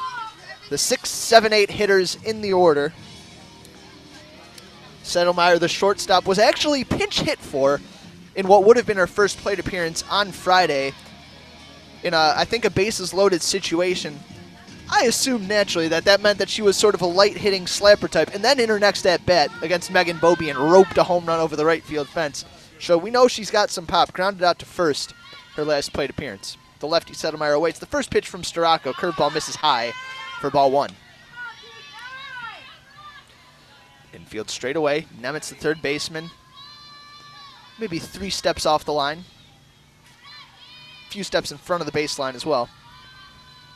The 1-0, Settlemeyer squares to bunt, pulls back, and it misses high for ball 2. Had a ground out to Bump that Bump gathered in and made the touch to first unassisted back in the second inning. Settlemeyer, the lefty, hitting .267 on the year. The 2-0 swing and a tapper foul through her legs toward the right side, out in front of an off-speed offering, and the count runs to 2-1. Settlemeyer does have some power, as we saw her 1 home run on the season coming back in the game on Friday against Michigan, a 2-run home run. Thankfully for now, the rain has slowed to a mist. The 2-1 on its way. Changeup starts high and doesn't quite drop enough. Misses, and the count moves to 3-1 on the leadoff hitter for the Tar Heels. Rodriguez, the shortstop, shaded more up the middle against the lefty. The 3-1 on its way. Curveball misses high. Ball 4, Settlemyre aboard with a leadoff walk. So just as last inning started with a leadoff walk for the Tar Heels, so too does this one. And that brings up the catcher, Megan Dre.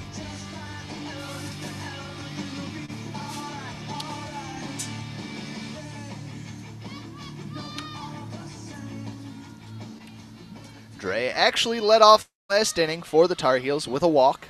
The ready awaits, squares to bunt, lays it down foul, bounces off the glove of Katie Alexander.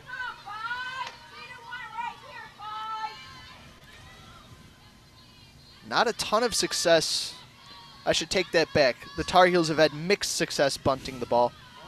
One successful sacrifice and then one play in which Mackenzie Nemitz threw errantly to first as part of that 2-run rally. Dre scores the bunt, pops it up. It's going to fall right into the waiting mitt of Katie Alexander. Barely even had to move. And there you go. You spoke that one into existence. Trouble with the bunt, popped right up, easy grab. Didn't even have to track that one back to the left or the right, did Katie? Just literally came up out of the crouch and it was right into her mitt. That'll bring up Christina Burkhart. The lefty right fielder, a single up the middle, her last at bat. First pitch squares to bunt, pulls back, curveball backdoor. Called strike on the outside corner, thigh high. Burkhart had a single back in the third. Was part of that rally that got Carolina 2 runs across. Not an aggressive secondary lead for the first baseman, or runner on first base, Settlemyre. Infield in at the corners, the 0-1, swinging a fly ball, center field. No trouble. Peters takes a couple steps to her left, adjusts to her right, camps under it, and makes the catch for the second out of the inning. Yeah, it didn't make much of a ping or a thud sound, so it was really clean contact, just not hit hard enough. As Peters ranged in a few steps shy of the warning track on that one. The sounds of summer, that crack of the bat here in early mid-February. First pitch, swing and a miss. Behind that one was Destiny DeBerry, the hitter, and it looked like the kind of swing that you make to protect a runner who's stealing a base. So maybe a case of mixed signals, or maybe DeBerry was just tardy. DeBerry was the one who dropped down the bunt that Nemitz handled and had the miss throw over to first in her last at bat in the third. Swing and a slapped foul down the third base line. Nemitz ranging to her right, lets it go by. So it went down as an E5 sacrifice, and the RBI was attributed to DeBerry, so that's her 3rd RBI of the season. Is still hitting .421, 8 for 19. A lot of letters and numbers in that scoring. You should see the little box. Is high for ball 1. That's what I'm looking at, Jeremy. I guess our listening audience should see the little box in the stat broadcast, which you can access. Yep. Stats.statbroadcast.com. Look for Michigan or UNC, I suppose. The 1-2 on its way. Changeup just misses off the plate outside for ball 2. Yep, Staraco's 3 strikeouts so far. Back in the last inning. Now have her at 27 on the season. All timely. The 2-2 on its way, swinging a one-hopper. Shot to Nemitz over at third. Fields fires across the diamond for the final out of the inning. And that time, DeBerry could not get the better of Nemitz in the field. A clean grab and delivery over to first, as we are going to be back to action here with Michigan at the plate here shortly. The innings don't all have to be long and drawn out. That one a quick one, and the Wolverines huddle outside of the dugout a few steps off in foul ground of that third baseline, maybe a third of the way down the line. They step back into a circle, do a quick little ritual. But yeah, again, sort of deal. A good advertisement, not only for softball, but for all sports. Whenever you're tuning in with Michigan, if you want to use the stat broadcast, it's accessible on your phone or your laptop, and really gives you kind of the insider perspective on the statistical side of what's going on in the game. So a high recommend from us. Really makes our jobs a lot easier, but I use it at home too when I'm watching broadcasts now as well. Hey, you get fuller stats than what you get just in a box score. Yeah. So Hannah George back out there for the Tar Heels. Through 3 innings pitched, she has surrendered 6 hits, 2 runs, both earned, 1 walk, 1 strikeout. Both of those earned runs, of course, coming on. Alexander's bomb was moving pretty smoothly through the Wolverines' order. A couple base runners here or there. She will face to lead off this inning Mackenzie Nemitz, followed by Taylor Bump and then Lexi Blair if those hitters all hit according to schedule. And so as you said, also a big plus that the game didn't stop here earlier, as the rain has now pretty much died down. I take it back. Yep. Brittany Pickett out there for the Tar Heels. George was taking some warm-up pitches, so must have been sort of a split-second decision from head coach Donna Papa. Pickett, of course, the ace in this Tar Heels staff. Pull up her stat line from the Friday night game where she was dominant over this Michigan lineup. Yeah, Pickett charged with only 1 earned, I believe, in that 8-3 UNC victory over the Maize and Blue. I'm sorry, I rushed to the Pickett charge pun because I wanted to get something in along those lines. And frankly, I don't know if Michigan's going to be able to score against her. She was just so dominant. She threw a complete game 5 hitter. Charged did give with up 2 earned runs. Yep, charged 2 earned runs on the home run by Lexi Blair. But that was really the only blemish on that stat line, was nothing short of fantastic for the Tar Heels. So Mackenzie Nemitz leading things off for the Wolverines in the bottom of the 4th. Tied at 2 with the Tar Heels. The first pitch to the lefty, Nemitz. Curveball misses low for ball 1. Mackenzie had a single back in the 2nd inning. Pickett playing through a wrist injury, has a very solid brace on her right arm. The 1-0 on its way. Swing and a miss. Sounded like maybe she got a little tip of that. The umpire didn't say a foul tip into the glove, but either way, a strike. 1-1 the count. In center field, Ramsey shaded toward the left center field gap. Still no wind. The 1-1, curveball called, strike on the outer half. Count quickly to 1-2. Pickett, a lefty, stands at 6 foot, the tallest player on this Tar Heels squad, along with second baseman Leah Murray. The 1-2 to Nemitz, swinging a slow looping line drive into shallow right, but it hangs up just long enough for Burkhart to take a couple steps over and make the catch.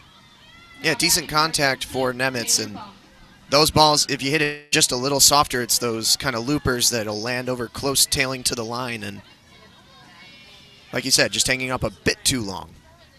That brings up Taylor Bump, the Wolverines righty. Grounded into a double play her last plate appearance. First pitch, curveball called, strike at the knees. There is a bit of a chilly breeze here at the stadium, but nothing significant. The flags out in left center still not moving. They're probably a little too soaked. Also probably true. Up by a measly breeze like this. The 0-1, curveball just misses a bit low. That's a good The pitch. count now 1-1. The Tar Heel fans not filling the bleachers. A lot of them out in on the concourse, perhaps standing where the seats aren't soaked. But a vocal contingent. The 1-1 swinging a line drive up the middle past a diving Settlemeyer and into left center field. A 1-out base knock for Taylor Bump with the top of the lineup due up as the Wolverines going here in the bottom of the 4th. Yeah, getting a little something going in the 9 spot there for Bump. She had the double play ball back in the 2nd, but coming back, she hit it to the left side again, but this time finding the spot. Yeah, Settlemeyer, the shortstop, maybe shaded toward the hole. It was hit hard. One hop and it was by her. She tried to range to her left and make a dive, but couldn't quite get there, and it looks like Thais Gonzalez will be pinch running for Taylor Bump.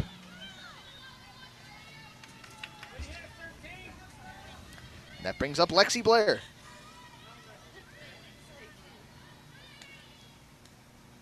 Now running Blair. at first base, number 22, 0 for 2 on the Thais game. Gonzalez. And now batting, number 3, Lexi Blair. Flat out to left, her last plate appearance. Pickett waving back into left center field. Maybe telling the outfielders to be on their toes. First pitch. Curveball misses high for ball 1.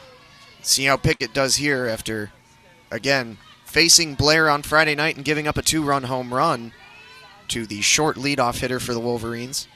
Packed a lot of power in that compact swing. The 1-0 change called strike on the outer half. Pulled the string.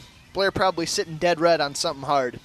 We heard before the game, Pickett said she was getting up to 71, 72 in the offseason, which, what's that translate to, JP? That's like high 90s if you're looking at like baseball equivalencies. The 1-1 changeup again, misses in the dirt. Blair lets it go by for ball 2. Good block by the catcher Dre to keep it in front of her with the speedy Gonzalez over at first base, waiting for a chance to swipe a bag. Yeah, very, very fast. I couldn't give you an exact, but it's up there. The 2-1 on its way to Blair. Curveball misses high. Pickett struggling to find her level here with 1 on and 1 out here in the bottom of the 4th. I didn't even realize I made a Speedy Gonzalez pun until I made it. I didn't mean to. It was totally unintentional. She is fleet of foot. The 3-1 on its way to Blair misses low. Good eye from the Michigan freshman. And the Wolverines have 2 on with 1 out after the walk. Pickett is not extremely walk prone. That's just her 8th walk given up in 28 innings so far this season. But that'll bring up Natalia Rodriguez. I think she's going to hit from the right side. Yep, looks like it. We'll see. She's waiting for signs from Hutch, and yep, taking righty practice swings. The switch hitter slaps from the left side. From the right side, it got a bit more power. Probably not going to bunt if she's on the right side, but you never know. Certainly an opportunity with 2 on. She does square to bunt, pulls back. Pitch misses high for ball 1. I got no idea what sort of gambit Hutch has in play, but she's flashing signs to all of her base runners and the batter. Yeah, the only switch hitter in this Wolverines lineup, mentioned it a few times this weekend, but last weekend was in a 2-strike count down in Tampa, and they had her switch sides and then got on base. The 1-0 swinging a pop-up on the infield, caught by a charging second baseman Murray. The runners will not move up, and that's the 2nd out of the inning. Pitch in on the hands. Nat Rod couldn't get much pop on it. And that brings up Faith Canfield, who started the 2-out offense back in the last inning for the Wolverines. After Blair and Rodriguez went down to start the inning, she really started that 2-out rally, got on base, came home on the Alexander home run. A chance to do some 2-out offense again here. The first pitch from Pickett, curveball called strike. Pops out of the glove of the catcher Dre, but that was on the inside corner, thigh high. So the single in the 3rd and a fielder's choice over to Delamora at 3rd back in the 1st. The outfield straight away on Canfield. Delamora maybe 15 steps off that 3rd base line. She's basically a left shortstop. Swing at the 0-1 pitches. Popped foul off the screen on the right side. Yeah, Faith can really get around and pull one. She's got all sorts of room down that left side. They just don't want to let her get in that hole between short and 3rd, I suppose. Hit it hard enough, you'll find a hole, though. The 0-2 on its way, swinging a pop-up foul. That one headed toward our tarp, over us. Right behind us. Off the fence, and again, a young fan, actually, I believe the daughter of the gentleman we were talking to before the game, will track it down and return it to the field of play. The count remains 0-2. The pitch on the way from Pickett. Changeup misses low in the dirt. Good slide and block from the catcher, Dre, scooting to her right and stopping that from getting by her. Yeah. Had to make about the half step over and then get the knees down to the ground. Thais Gonzalez on second base. Lexi Blair over at first. Canfield at the plate. The 1-2 on its way, swinging a rocket back to the screen. That same fan to our right flinches, although fortunately we got that strong protective netting in front. Yeah, I got underneath that one and it had some backspin as it tailed back to the back net. Canfield battling to stay alive against the lefty Pickett. Gets her sign. The 1-2 cold, strike 3. Froze Canfield looking on the outside corner. Picture perfect painting of the corner from Brittany Pickett. Gets out of a jam. Wolverines leave 2 runners on base. No runs on the inning. As we head to the top of the 5th, it's 2-2 between Carolina and Michigan here on WCBN Sports coverage of Michigan softball and the Michigan Student Softball Radio Network. There you go. We did it. I did spoil it. Very proud. I didn't know if we'd be able to capture that kind of energy. I'm a bit confused about one of the comments in the live chat. It says, "Good day, mates," from Austria. That's the wrong country. It's also a commenter named Tank Murdoch, which is just, if that's your real name, I'd name my kid Tank. Hats off to your parents. I'd name my kid Tank, and then he'd grow up to be big like Zion. Have that Zion Williamson size. Who we did not get to see yesterday because of the rain delays. We were offered tickets. Wanted to go see a game at Cameron. I'm just a little city boy from the north. I don't know nothing about good basketball. What do you mean you don't know nothing about good basketball? We beat Maryland yesterday, man. That was a joke. I won't allow it. Got to the national championship last year. No, I don't know nothing about it. I often joke that I'm one of few people who can come to Duke grad school and see a downgrade in the quality of his basketball program. Or at least a downgrade in the quality of the basketball coach. You know, they like pledge fealty to Coach K before the game. Oh, do they really? Yeah, they do the "We are not worthy" when they show Coach K on the video board during the hype video. I never do it. I can't. That's kind of a cultish thing. Yeah, my heart belongs to one man, and it's John Beeline. But do they have Coach K T-shirts like they have Jim Harbaugh T-shirts? Probably with like not. just a big face on them. Yeah, they probably do actually. Leah Murray, the leadoff hitter, leading things off against Storako, squares to bunt, pulls back, pitch misses high for ball one. Peters, the center fielder, in that right center field gap, left center field gap. Unassisted ground out over to bump at first in the first inning and a walk in the third. The 1-0 on its way. Murray squares to bunt, pulls back, changeup. Catches a lot of the plate on the inner half. Called strike one. Infield in on the speedy Murray. 0 for 1, a ground out to first and a walk. Storako looks in, twists, rocks back. The 1-1. Called strike right down Broadway. Murray seemed to be taken all the way. The count moves to 1-2. Madison Uden now in at third base for the Wolverines. In down the line, the 1-2 swinging a pop-up down the left field line. That one's going to land. Foul ball. Close. Inches to the left of that third base line. Right on top of that one over at third base is Peter Blair, so he had the best sight line of anybody as it landed just inches in front of him, but lucky for the Wolverines. That one could have spelled trouble down the line. Probably could have reached out and kicked it if he wanted. Be a gross dereliction of duty, but would have looked pretty cool. If he had, like, started to juggle it like a soccer ball. The 1-2 pitch on the way to Murray. Curveball, maybe a rise ball, misses high. The count even now at 2-2 with nobody on, nobody out here in the top of the fifth. A 2-2 tie between the UNC Tar Heels and the Michigan Wolverines. The 2-2 now from Storako to Murray. Misses well high. Storako struggling to find it. That one nowhere near. And Uden sharing a quick word with her freshman righty. The middle infielder shaded away from the middle. Now Canfield maybe a little more straight away at second. The payoff pitch, swinging a foul over the screen on the left side. Murray spoiling a pitch. Blair, the left fielder, shaded toward the line. Outfield about normal depth. Hoganrod in a ton of space over and right. Another 3-2 misses high, and Murray is aboard with a leadoff walk, her second walk in 3 plate appearances. And that'll be the third walk of the game surrendered by Storako. 3 walks and 3 strikeouts. Murray, the premier stolen base threat in this lineup for the Tar Heels, and with another speedster at the plate in Keani Ramsey, head coach Donna Papa a chance to put players in motion and test this Wolverines defense. Ramsey, the slapper, awaits the first pitch, squares to bunt, pulls back, pitch misses high for ball one. And Ramsey had the RBI single that got off the glove of Rodriguez at short back in the third. That was the second run that scored in that frame for Carolina.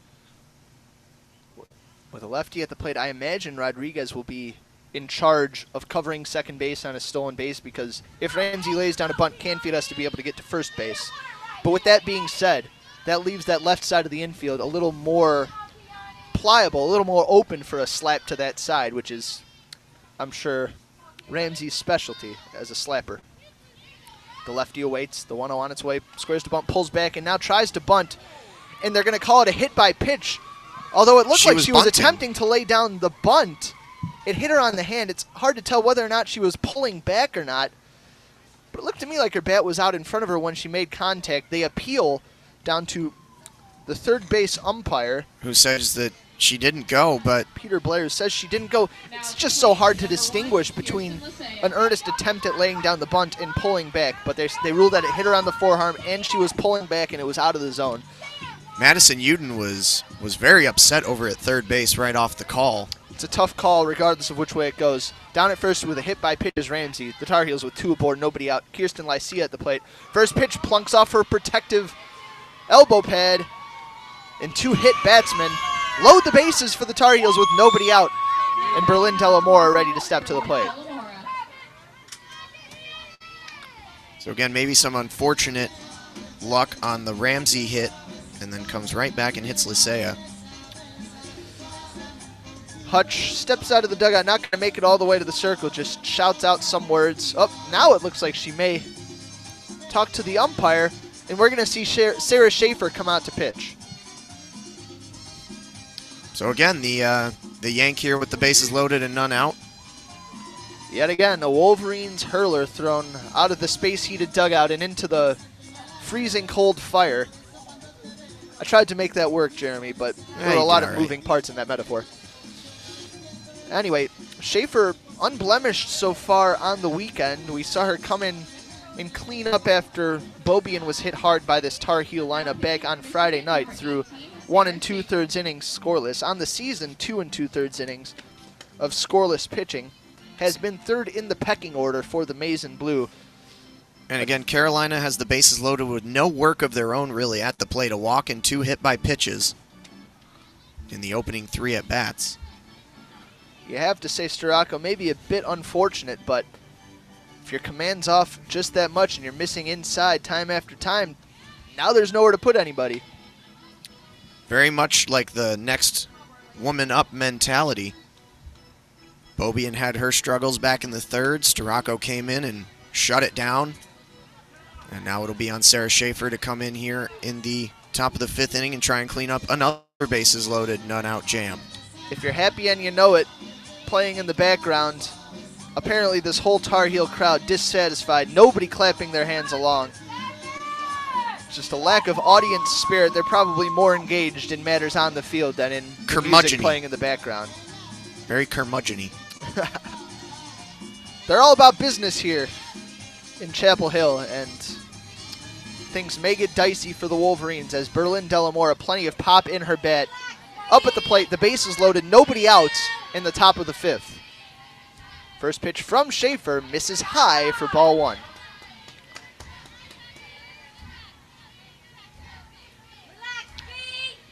The Carolina dugout singing Bees in the Trap, wrapping the roof. The 1-0 pitch from the righty Schaefer to the righty Delamora again misses high for ball 2. And a walk and a strikeout in Delamora's 2 at-bats. Went down at the hands of Storako in that 3rd inning. Delamora sharing with herself some words of encouragement, it seems. The 2-0 on its way. A curveball called strike. Waiting glove of Alexander on the inside corner. Yeah, never seemed interested in taking the bat off the shoulder there, did Delamora, just trying to force Schaefer to hit the zone. I mean, there's been a force field around it seems, for this inning. Schaefer punctures it. The 2-1 on its way, swinging a slow roller up the middle. Rodriguez fields, fires to the plate, not in time! It was a rough transfer off the dirt, up and into the glove, and she just couldn't get it over in time to get it home. And the run scratches across. The fielder's choice just a bit too late, and that's Leah Murray scoring from 3rd base. Perhaps the fastest runner on this North Carolina Tar Heels team, although Ramsey, who is now on 3rd, probably can give her a run for her money. No pun intended. No pun intended. That brings Hannah George up to the plate. The righty still hitting, although she has been removed from the circle. The base is still loaded, still nobody out for the Tar Heels after the fielder's choice gone awry. Delamora just didn't quite hit it hard enough for Rodriguez to make a routine play. Schaefer winds. The first pitch to George. A lot of spin on that drop ball that drops low in the dirt. Good block from Alexander. The count 1-0 on the righty George. George 1 for 2, a single and then a strikeout her last at bat. which came with 2 outs and the bases loaded against Storako. Schaefer gets the sign, rocks back. The 1-0, swinging a grounder over to second. The throw home from Canfield. This time it's in plenty of time for the fielder's choice. That one hit harder on 2 hops. A strong throw from Canfield for the first out of the inning. Difference between a clean transfer and a not as clean transfer at the different spots on the middle infield. Just an easier a big hop out. too. Still a big out. That'll bring up Abby Settlemeyer, the shortstop. A lefty hitting with the bases loaded. 1 out here in the top of the third. Carolina with a 3-2 lead over the Wolverines. I think that was a little Coheed and Cambria for the walk-up song. First pitch, curveball called, strike on the outside corner. Well located on the back door for Sarah Schaefer. I don't know if Settlemeyer picked that song, but that's kind of some dark metal music. Infield still in for the Maize and Blue. Settlemeyer leans over home plate as she awaits the 0-1. It misses high for ball 1. Had a ground out unassisted over to bump back in the second and a walk in the fourth. Peters in center field, shaded about maybe 7 or 8 steps toward that left center field gap. Schaefer winds the 1-1. Changeup called, strike, belt high, outer half. Well located from the Michigan sophomore. The righty Schaefer, the third pitcher thrown at these Tar Heels bats in this game. The 1-2 on its way. Drop ball misses low in the dirt. Good pick from Alexander, and the count runs to 2-2. The Wolverines staff dancing with danger all throughout this affair. Still in the game, but one swing of the bat could change things. The 2-2 on its way. Swinging a foul tip into the glove. Down on strikes goes Abby Settlemeyer. And that's 2 outs with Megan Dre about to be pinch hit for by Zoe Goodman. And the Wolverines again looking to stymie a Tar Heel rally and limit the damage done.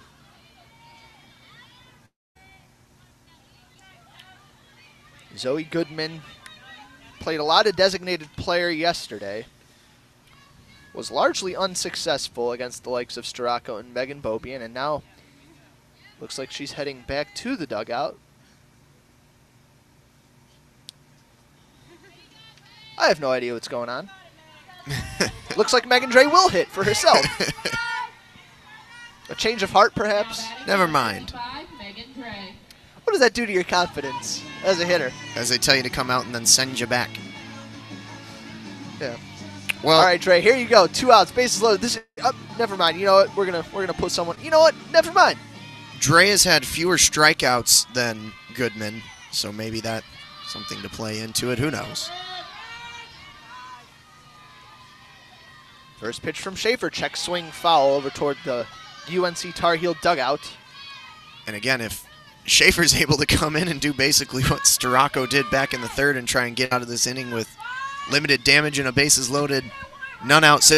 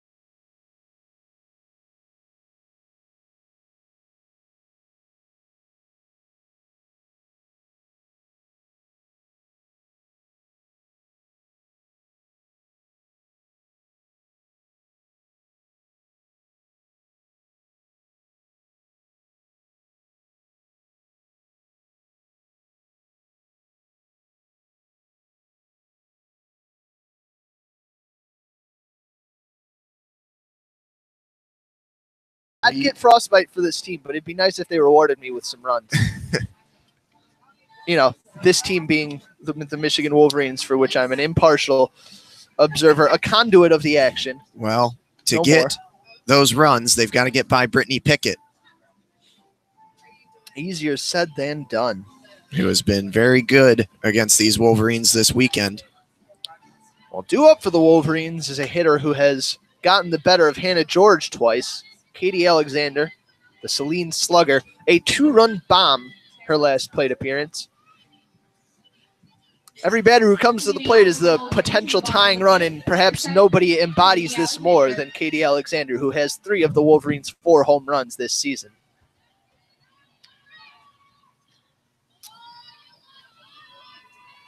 Just get a feeling when Alexander comes to the plate of potential, of possibility. The righty stands tall. The first pitch from Pickett. Curveball called, strike. Outer half at the knees. If you don't know it's coming, it's hard to catch up when you throw with the velocity Brittany Pickett has. The lefty works quickly. The 0-1. Curveball, this one just a bit low. Infield and outfield straight away. Murray, the second baseman, near the grass. Taking strides a bit more up the middle. Directed from her bench coach. The 1-1, swinging a one-hopper over to third. Delamora fields. Fires to first and retires Alexander for the first out of the inning. Yep, that's a good play there by Delamore to make the grab and the transfer over. Now batting number 24. The high choppers have been difficult on infielders, as we've seen throughout the weekend here at Carolina, with, as we've said several times, the intentionally left hard infield, but the rain definitely dampening things up. Alexander shares some brief words with Morgan Overitis, the lefty, before she steps in against Pickett. Swings and skies one into straightaway center. Coming on and sliding, the ball drops in front of the center fielder, Ramsey. Heading to second and getting tagged out is Morgan Overitis. Just a foolish decision to round and go there. Not sure if she was encouraged by Bonnie Thole or not, but that's going to be the second out of the inning for the Wolverines. Now at the plate, number 30. And Hutch again visibly displeased with that one, and another situation in which the Tar Heels try and make the charge and the ball falls just short, and the Wolverines again on those plays, the victims of some potentially poor base running, otherwise unlucky situation. That'll bring up Haley Hoganrod with nobody on and 2 outs. First pitch, curveball called, strike, outer half. And yeah, that's the flip side of the coin. You're too conservative, cost yourself runs. Too aggressive, you might get thrown out on the base paths. It's tough to always get it right. And in that instance, Overitis tried to be aggressive, cut down for it. Big swing and a miss. Off-speed pitch from Pickett misses low. Or would have missed low. The count runs to 0-2. Hoganrod had a ground out over to first and a walk in her 2 at-bats today. Just heads-up defense from the Tar Heels, too, as that ball, sort of a Texas leaguer, fell into no woman's land. The 0-2 on its way, check swing, pop-up. Back of the infield, but Murray, the second baseman, will range out near the grass and make the catch behind second base for the final out of the inning. So the Wolverines, in a sense, go 1-2-3 in the bottom of the 5th. North Carolina leads them 3-2 heading in to the top of the 6th inning, and here on WCBN Sports' broadcast of Michigan softball. If Carolina scores in the top of the 6th inning today, fans will win a prize. Yeah, I think the shortstop Settlemyer would have had a better play on that Overitis single than Ramsey, but Ramsey, the center fielder, probably called her off. The in-charging outfielder is always going to have a stronger claim to that ball than the outgoing infielder. Yep. Just couldn't quite get there, but the ball didn't quite trickle away enough. And now Sarah Schaefer back out after she did really well to only give up 1 run after coming in relief in a bases-loaded, none-out jam back in the top of the 5th. And she's trying to keep this one within arm's reach again for the Wolverines to try and retake the lead or tie this game up in the bottom half. Running out of outs. Michigan will be down to their last 6 outs now here, down a run. Runs have been at a premium in this one. Christina Burkhart leading things off for the Tar Heels. Michigan has had a pair of 2-run home runs against the Tar Heels this weekend. It has scored 1 run outside of that. First pitch to Burkhart, curveball, called strike on the outer half from Schaefer. And the Wolverines are out hitting the Tar Heels 8-3. A lot of those runners getting on with walks, hit by pitches, miscues in the field. The 0-1 changeup called strike. Schaefer's hitting her spots. And that's exactly what Hutch told us. I believe it was last week. It might have been the week before that's what she has to do to earn this way into the lineup. Was seen as kind of the third fiddle coming in behind Bobian and Staracco. The 0-2 on its way. Slow roller, left side. Rodriguez fields on a few hops, fires to first in time to get Burkhart by a half step. Now batting number 22, Yep, good job by Rodriguez to stay behind that one. She's got a good, powerful arm over at short. We've seen a lot of really good throws from her early on this season. Yeah, she was playing kind of deep in the hole. The ball hit slightly to her right. But, yeah, sound fundamental, just plant and fire a rocket. That brings up Destiny DeBerry, squares to bunt, pulls back, changeup misses in the dirt for ball one. The DeBerry with that sacrifice bunt. Read my mind. A lot of words on the score sheet. Scored a run back in the third and grounded out to third, her last plate appearance. The 1-0 on its way. Squares to bunt, pulls back, curveball. Just misses maybe a bit high, and the count runs to 2-0. Look to spot it on that outer edge. Uden over at third. Several steps in off the baseline. 2-0 curveball, called strike on the outer half. DeBerry a check swing take. No beyond and one out here in the top of the sixth. 2-1 on its way. A bunt. Lays it down, bounces foul. Trickles behind home plate on the left side toward the backstop. Yeah, Alexander gets a fresh softball. Also very quick down the line, DeBerry. Has a lot of speed in that 9 spot. 8 hits so far on 20 at-bats this season. A lot of small ball today for the Tar Heels. Death by 1,000 pinpricks sort of offense. The 2-2 on its way, swinging a slow roller. I think she was out of the box when she made contact, and she will be called out for it. Yep, she tried to make the appeal that it bounced up off of her, but that a quick call there from Chris Tahanika. Yep, the slapper a little too over-eager. So the first 2 batters go down for the Tar Heels. That brings up Leah Murray, the leadoff hitter for the Tar Heels. Led off last inning with a walk. 2 walks on the game.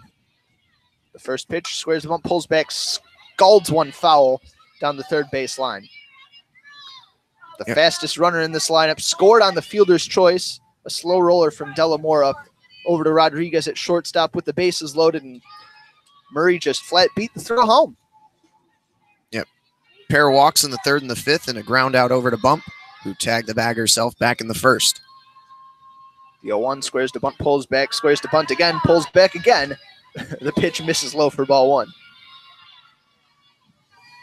Almost a choreographed dance there as the slapper stands with a wide open stance in the lefty batter's box. Not quite gripping the bat with her top left hand. Squares to bunt, pulls back. Curveball misses just low for ball 2.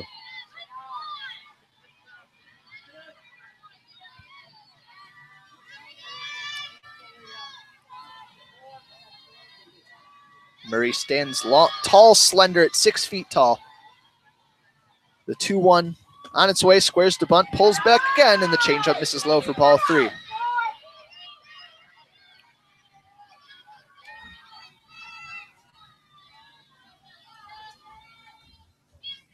Light brown ponytail falls to the middle of the number 4 on her back. The 3-1 on its way, swinging a high hopper over the glove of Uden and into left field. She takes a wide turn, going to second. The throw in time. They got her. Lexi Blair guns down Leah Murray for the final out here in the top of the 6th. So the Wolverines had some tough base running luck back in the top half of the inning, or in the bottom, I should say, of the last inning. And Carolina here with, again, a decision to round first and head for second on a ball by Blair, who made a strong throw over to second base and in time. And Faith Canfield had to pick that one off the dirt. Heck of a play to smoothly a quick turn, scoop it, turn, tag. And Leah Murray has been rewarded for her speed on the base paths earlier today, but this time it leads to her demise. Schaefer remains strong. Another storyline to kind of track here with this team through the rest of today and into next week. Yeah, she's been the she's been consistently clean this weekend. Doing what Hutch said she had to do to earn more time. So we'll see if maybe she can make her first career start next weekend or see more innings in relief. So 3-2. I said career start, not her first career start. First start of the season. 3-2 the score. The North Carolina Tar Heels 3 runs on 4 hits. Michigan 2 runs on 8 hits. We're in the bottom of the 6th. Brittany Pickett in the circle has had a sensational weekend for the Tar Heels, looking to close things out against this Wolverines lineup. It'll be Peters, followed up by Madison Uden, and then Taylor Bump. The expectation that Uden will bat second after she replaced Nemitz in the field recently here. The corners of the infield way in against the slapper. Peters takes the first pitch, drops low for ball 1. Sky getting a bit darker as the day turns. Moving toward evening soon. The lights on, of course. Peters 1 for 2. A looping double into left. Her first at bat. Swinging a line drive right into the glove of Leah Murray.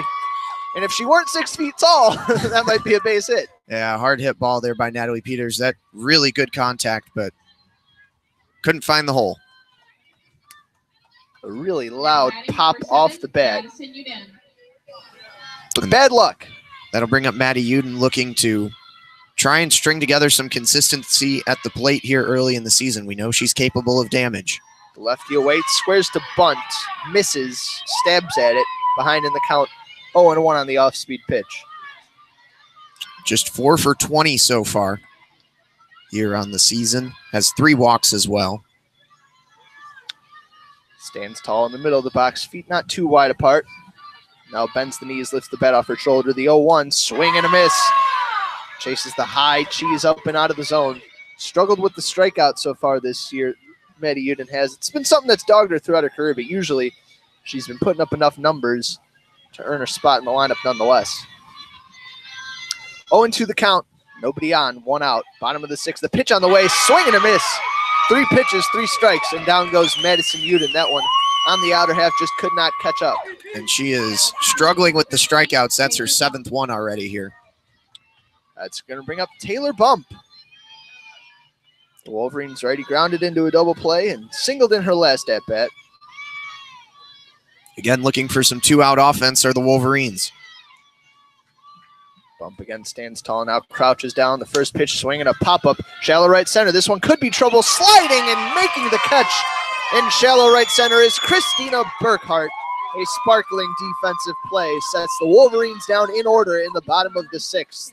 So we head to the top of the 7th. North Carolina leads the Wolverines 3-2. Last gasp for this maize and blue team, looking to avoid a 1-3 weekend. You're listening to Michigan softball coverage on WCBN Sports and the Michigan Student Softball Radio Network. So Schaefer back out there. Short rest for Schaefer as she comes back out to the circle here quickly. The Wolverines clinging to life. They scored 3 runs against the Tar Heels on Friday, 1 run against the Cardinals yesterday, and now 2 runs today against North Carolina. It's not going to cut it. These are good foes the Wolverines are facing, certainly. But and again, 8 hits. They've struggled to convert those hits and string them together. And at that point, it's hard to say like consistency at the plate because they are hitting all right. Like they're not doing poorly at the plate by and large, but just not coming at the right time or in the right situation for this team. Yeah, I mean, you mentioned in Friday's broadcast that they do practice clutch hitting situations, but it's a different beast doing that in practice versus doing it under the big lights here in Chapel Hill. And against Pickett. Probably the best move. Brittany Pickett. The best move North Carolina made today, bringing her in the 4th. Kiani Ramsey, the 2-hitter in the order, leading off against Sarah Schaefer. The first pitch on its way, curveball misses a bit high for ball 1. Ramsey a quarter of the way toward the circle as she follows through on her slapping run-up approach. Ramsey 1 for 2, a single and a hit by pitch. The 1-0 changeup misses low for ball 2. Blair in left field, shaded toward the line. Peters shaded toward left center. Hoganrod straight away and right. Ramsey has a ground out, an RBI single, and a hit by pitch in the first, third, and fifth. The 2-0 on its way. Check swing, tapped foul into the Wolverines dugout on the left side. The count moves to 2-1.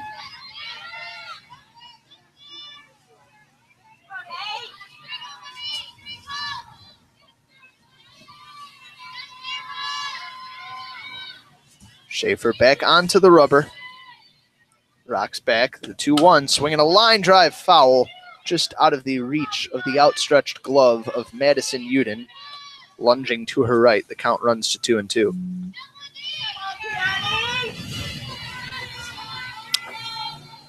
Words of encouragement coming from both dugouts. Ramsey stands toward the front of the box, crouches low, twists. The lefty waits the 2-2 up and in. It hits her on the helmet. Ricochets back to the backstop. She's down to first base with a leadoff hit by pitch. The leadoff batters keep getting on base for these Tar Heels. And that's the second time that Ramsey has been hit and yet another hit batter for the Wolverines. I remember at least 3 so far in this game. Seems like nobody can keep their command for too long in the circle for the Maize and Blue. That'll bring up Lisea, who also was hit by a pitch in the fifth and a couple of strikeouts. Lycia, the righty, of course, hit a grand slam against Beaubien on Friday night. First pitch from Schaefer. Curveball misses high and outside. Alexander fakes a snap throw down to first base, but Ramsey would have been back in plenty of time. They did say Lisea over the PA earlier. It's why we switched. I know we had gone with Lycia on Friday. Lycia. That'll work. Swinging a pop-up foul to our right over the screen and out of play. The count 1-1.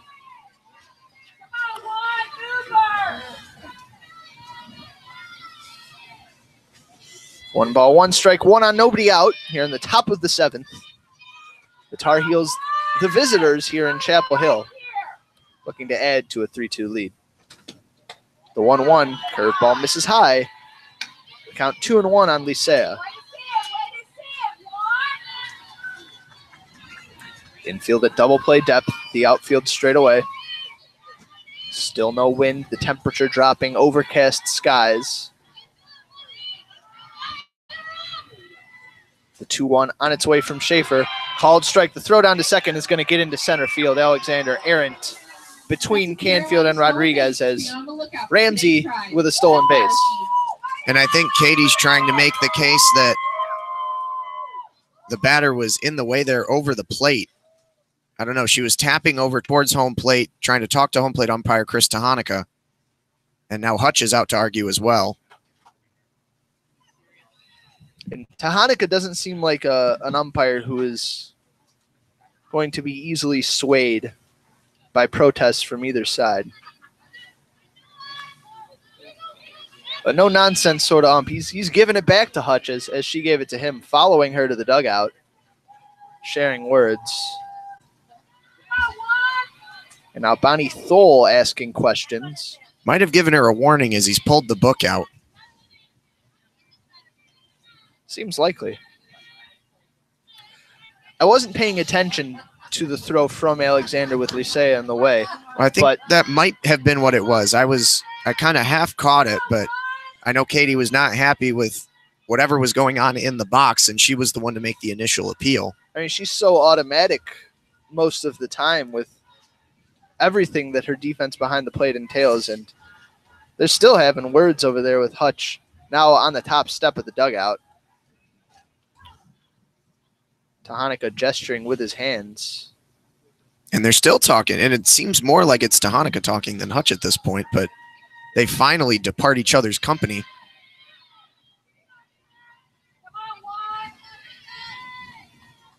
Perhaps we'll find out what that was all about a little later here. Well, that's Drain's job, not ours. 2-2 the count now. Ramsey down at second. Nobody out still. Schaefer back in action, winds, delivers. An exaggerated release on that one. Spins it high for ball 3. Now leaves a payoff pitch hanging in the balance. 2 strikeouts and 2 walks for Schaefer so far in her relief appearance. The payoff pitch misses high for ball 4. Lycia down to first base with no outs. The Tar Heels have 2 on. And that brings up Berlin Delamora.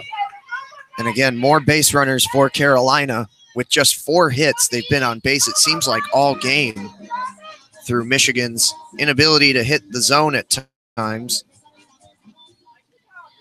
Combined between all 3 of Michigan's pitchers, 6 walks in the game. First pitch to Delamora, curveball called strike on the inner half. Delamora a walk, a strikeout, and a fielder's choice when Rodriguez threw home and couldn't get Murray. 6 walks and several struck batters. It's tougher to get a grip on the ball in this cold. The 0-1 on its way. Curveball misses high, and it bounced off the elbow pad of Delamora. There is another one. Reaching base for free, and Brundage. Now the whole Michigan staff is having words with Krista Hanukkah. Now Jen Brundage, I think, was trying to say maybe she leaned into it. Now batting number 42, Hannah George. Either way, not going to sway umpire Krista Hanukkah. And for the 3rd time this game, the North Carolina Tar Heels have the bases loaded with nobody out. And nobody else to swap in for Sarah Schaefer. We saw Bobian start and give way to Storako give way to Schaefer, and now Schaefer in the similar situation. Doesn't look like anybody's warming up. We always could see Bobian come back into the game if need be. But Hannah George at the plate. First pitch, curveball misses outside for ball 1. And they're just letting Michigan make mistakes, and that's been the story of the game so far. Uden trying to fire up her righty hurler. The 1-0 on its way to George, swinging a line drive foul off of the protective fence right in front of some fans who had to duck out of the way. The count 1-1 on George, nowhere to put her. She is 1 for 3.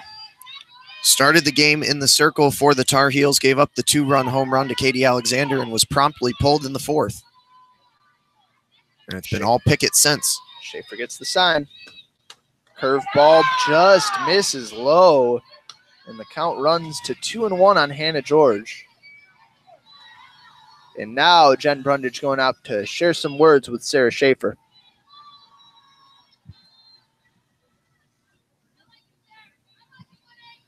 Again, just sort of a death by 1,000 cuts, this Carolina offense today. Only this time the cuts self-administered by the Wolverines pitchers who just can't quite find the zone, can't quite get the command in this cold and damp day in Chapel Hill. Again, it's still within reach here for Michigan. It's a tough spot right now, bases loaded and none out, but it is just a 1-run game.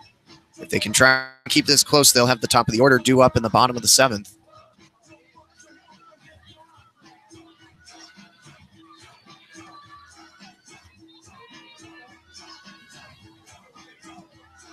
So the Wolverines clinging to dear life here in the top of the 7th.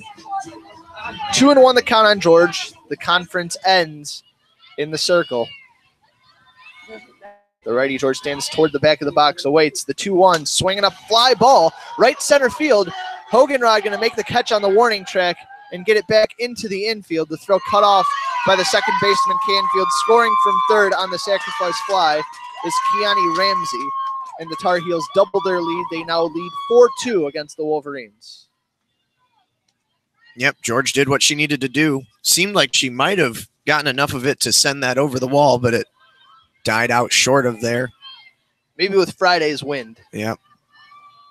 And so now Zoe Goodman will, in fact, pinch hit for Abby Settlemeyer, the shortstop.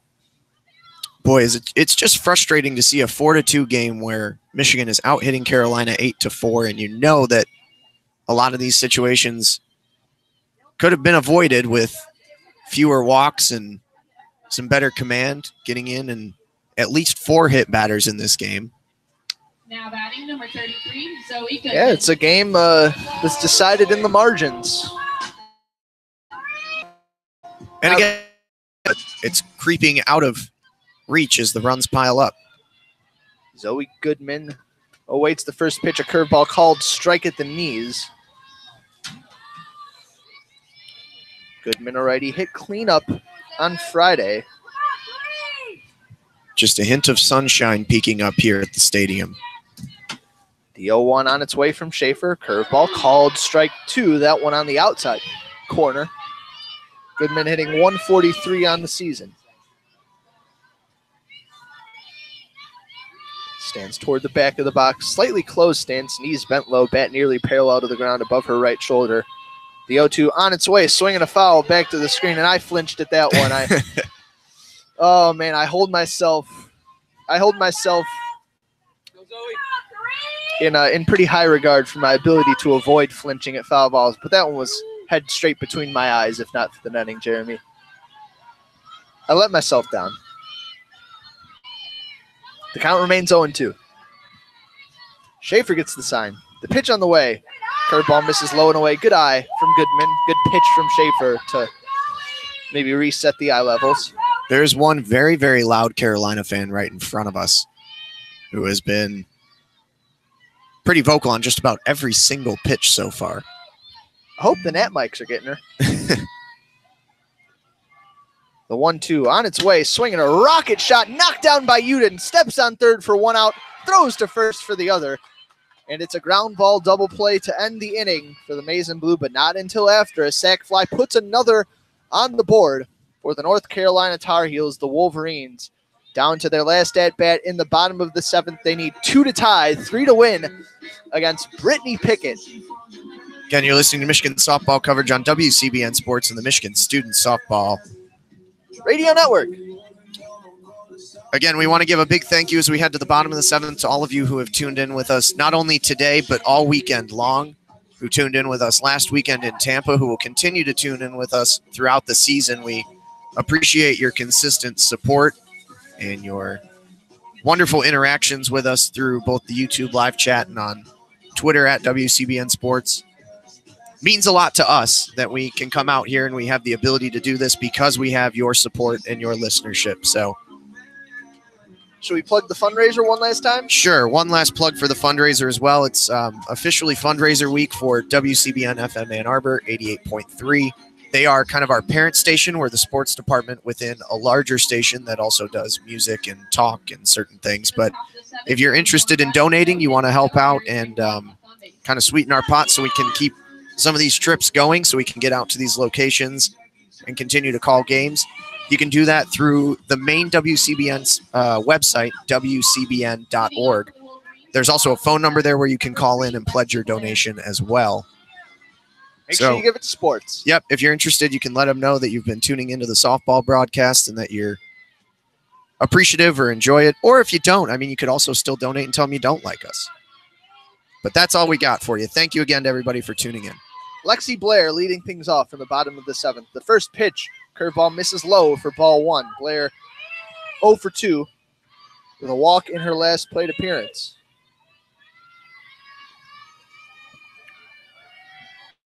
Blair steps back in that lefty box. The 1-0 from Pickett, called strike inside corner. Knee high, the count 1-1. Blair, a ground out, a fly out, and a walk. First, third, and fourth. Infield in at the corners, routine up the middle. The 1-1 misses low and in. Throws some dirt behind the catcher, Dre, as it bounces into her glove. The count 2-1 now on Lexi Blair. Blair and Rodriguez are both 0-2 on the game. Would be huge to get them on base here to start the inning. The rain misting down again. Perhaps the Wolverines can feed off of it. Alexander's home run came in the rainiest part of the day. The 2-1 swing and a tap foul. The changeup was missing down in the dirt, but it pulled the string from Blair. The count runs to 2-2. Wolverines need one on base to start their rally. Blair, a good candidate to do just that. Pickett looks in, gets the sign. The 2-2 misses off the plate inside. Patient hitting from Lexi Blair. That pitch had a ton of juice on it. Don't know if she could have done anything even if she wanted to swing. And now a towel making its way from the Tar Heel dugout and into the back pocket of Brittany Pickett. And the rain starting to fall lightly but steadily again here, picking up. It had been quiet for several innings. Pickett checks her armband, looks and gets the sign. The payoff pitch to Blair, swinging a fly ball, skied, but should be routine in right field for Burkhart. She settles under it, and makes the catch for the first out of the inning. Tough player got it to a full count. Good worth there, but put a charge into that one, just the wrong trajectory. That'll bring up Natalia Rodriguez.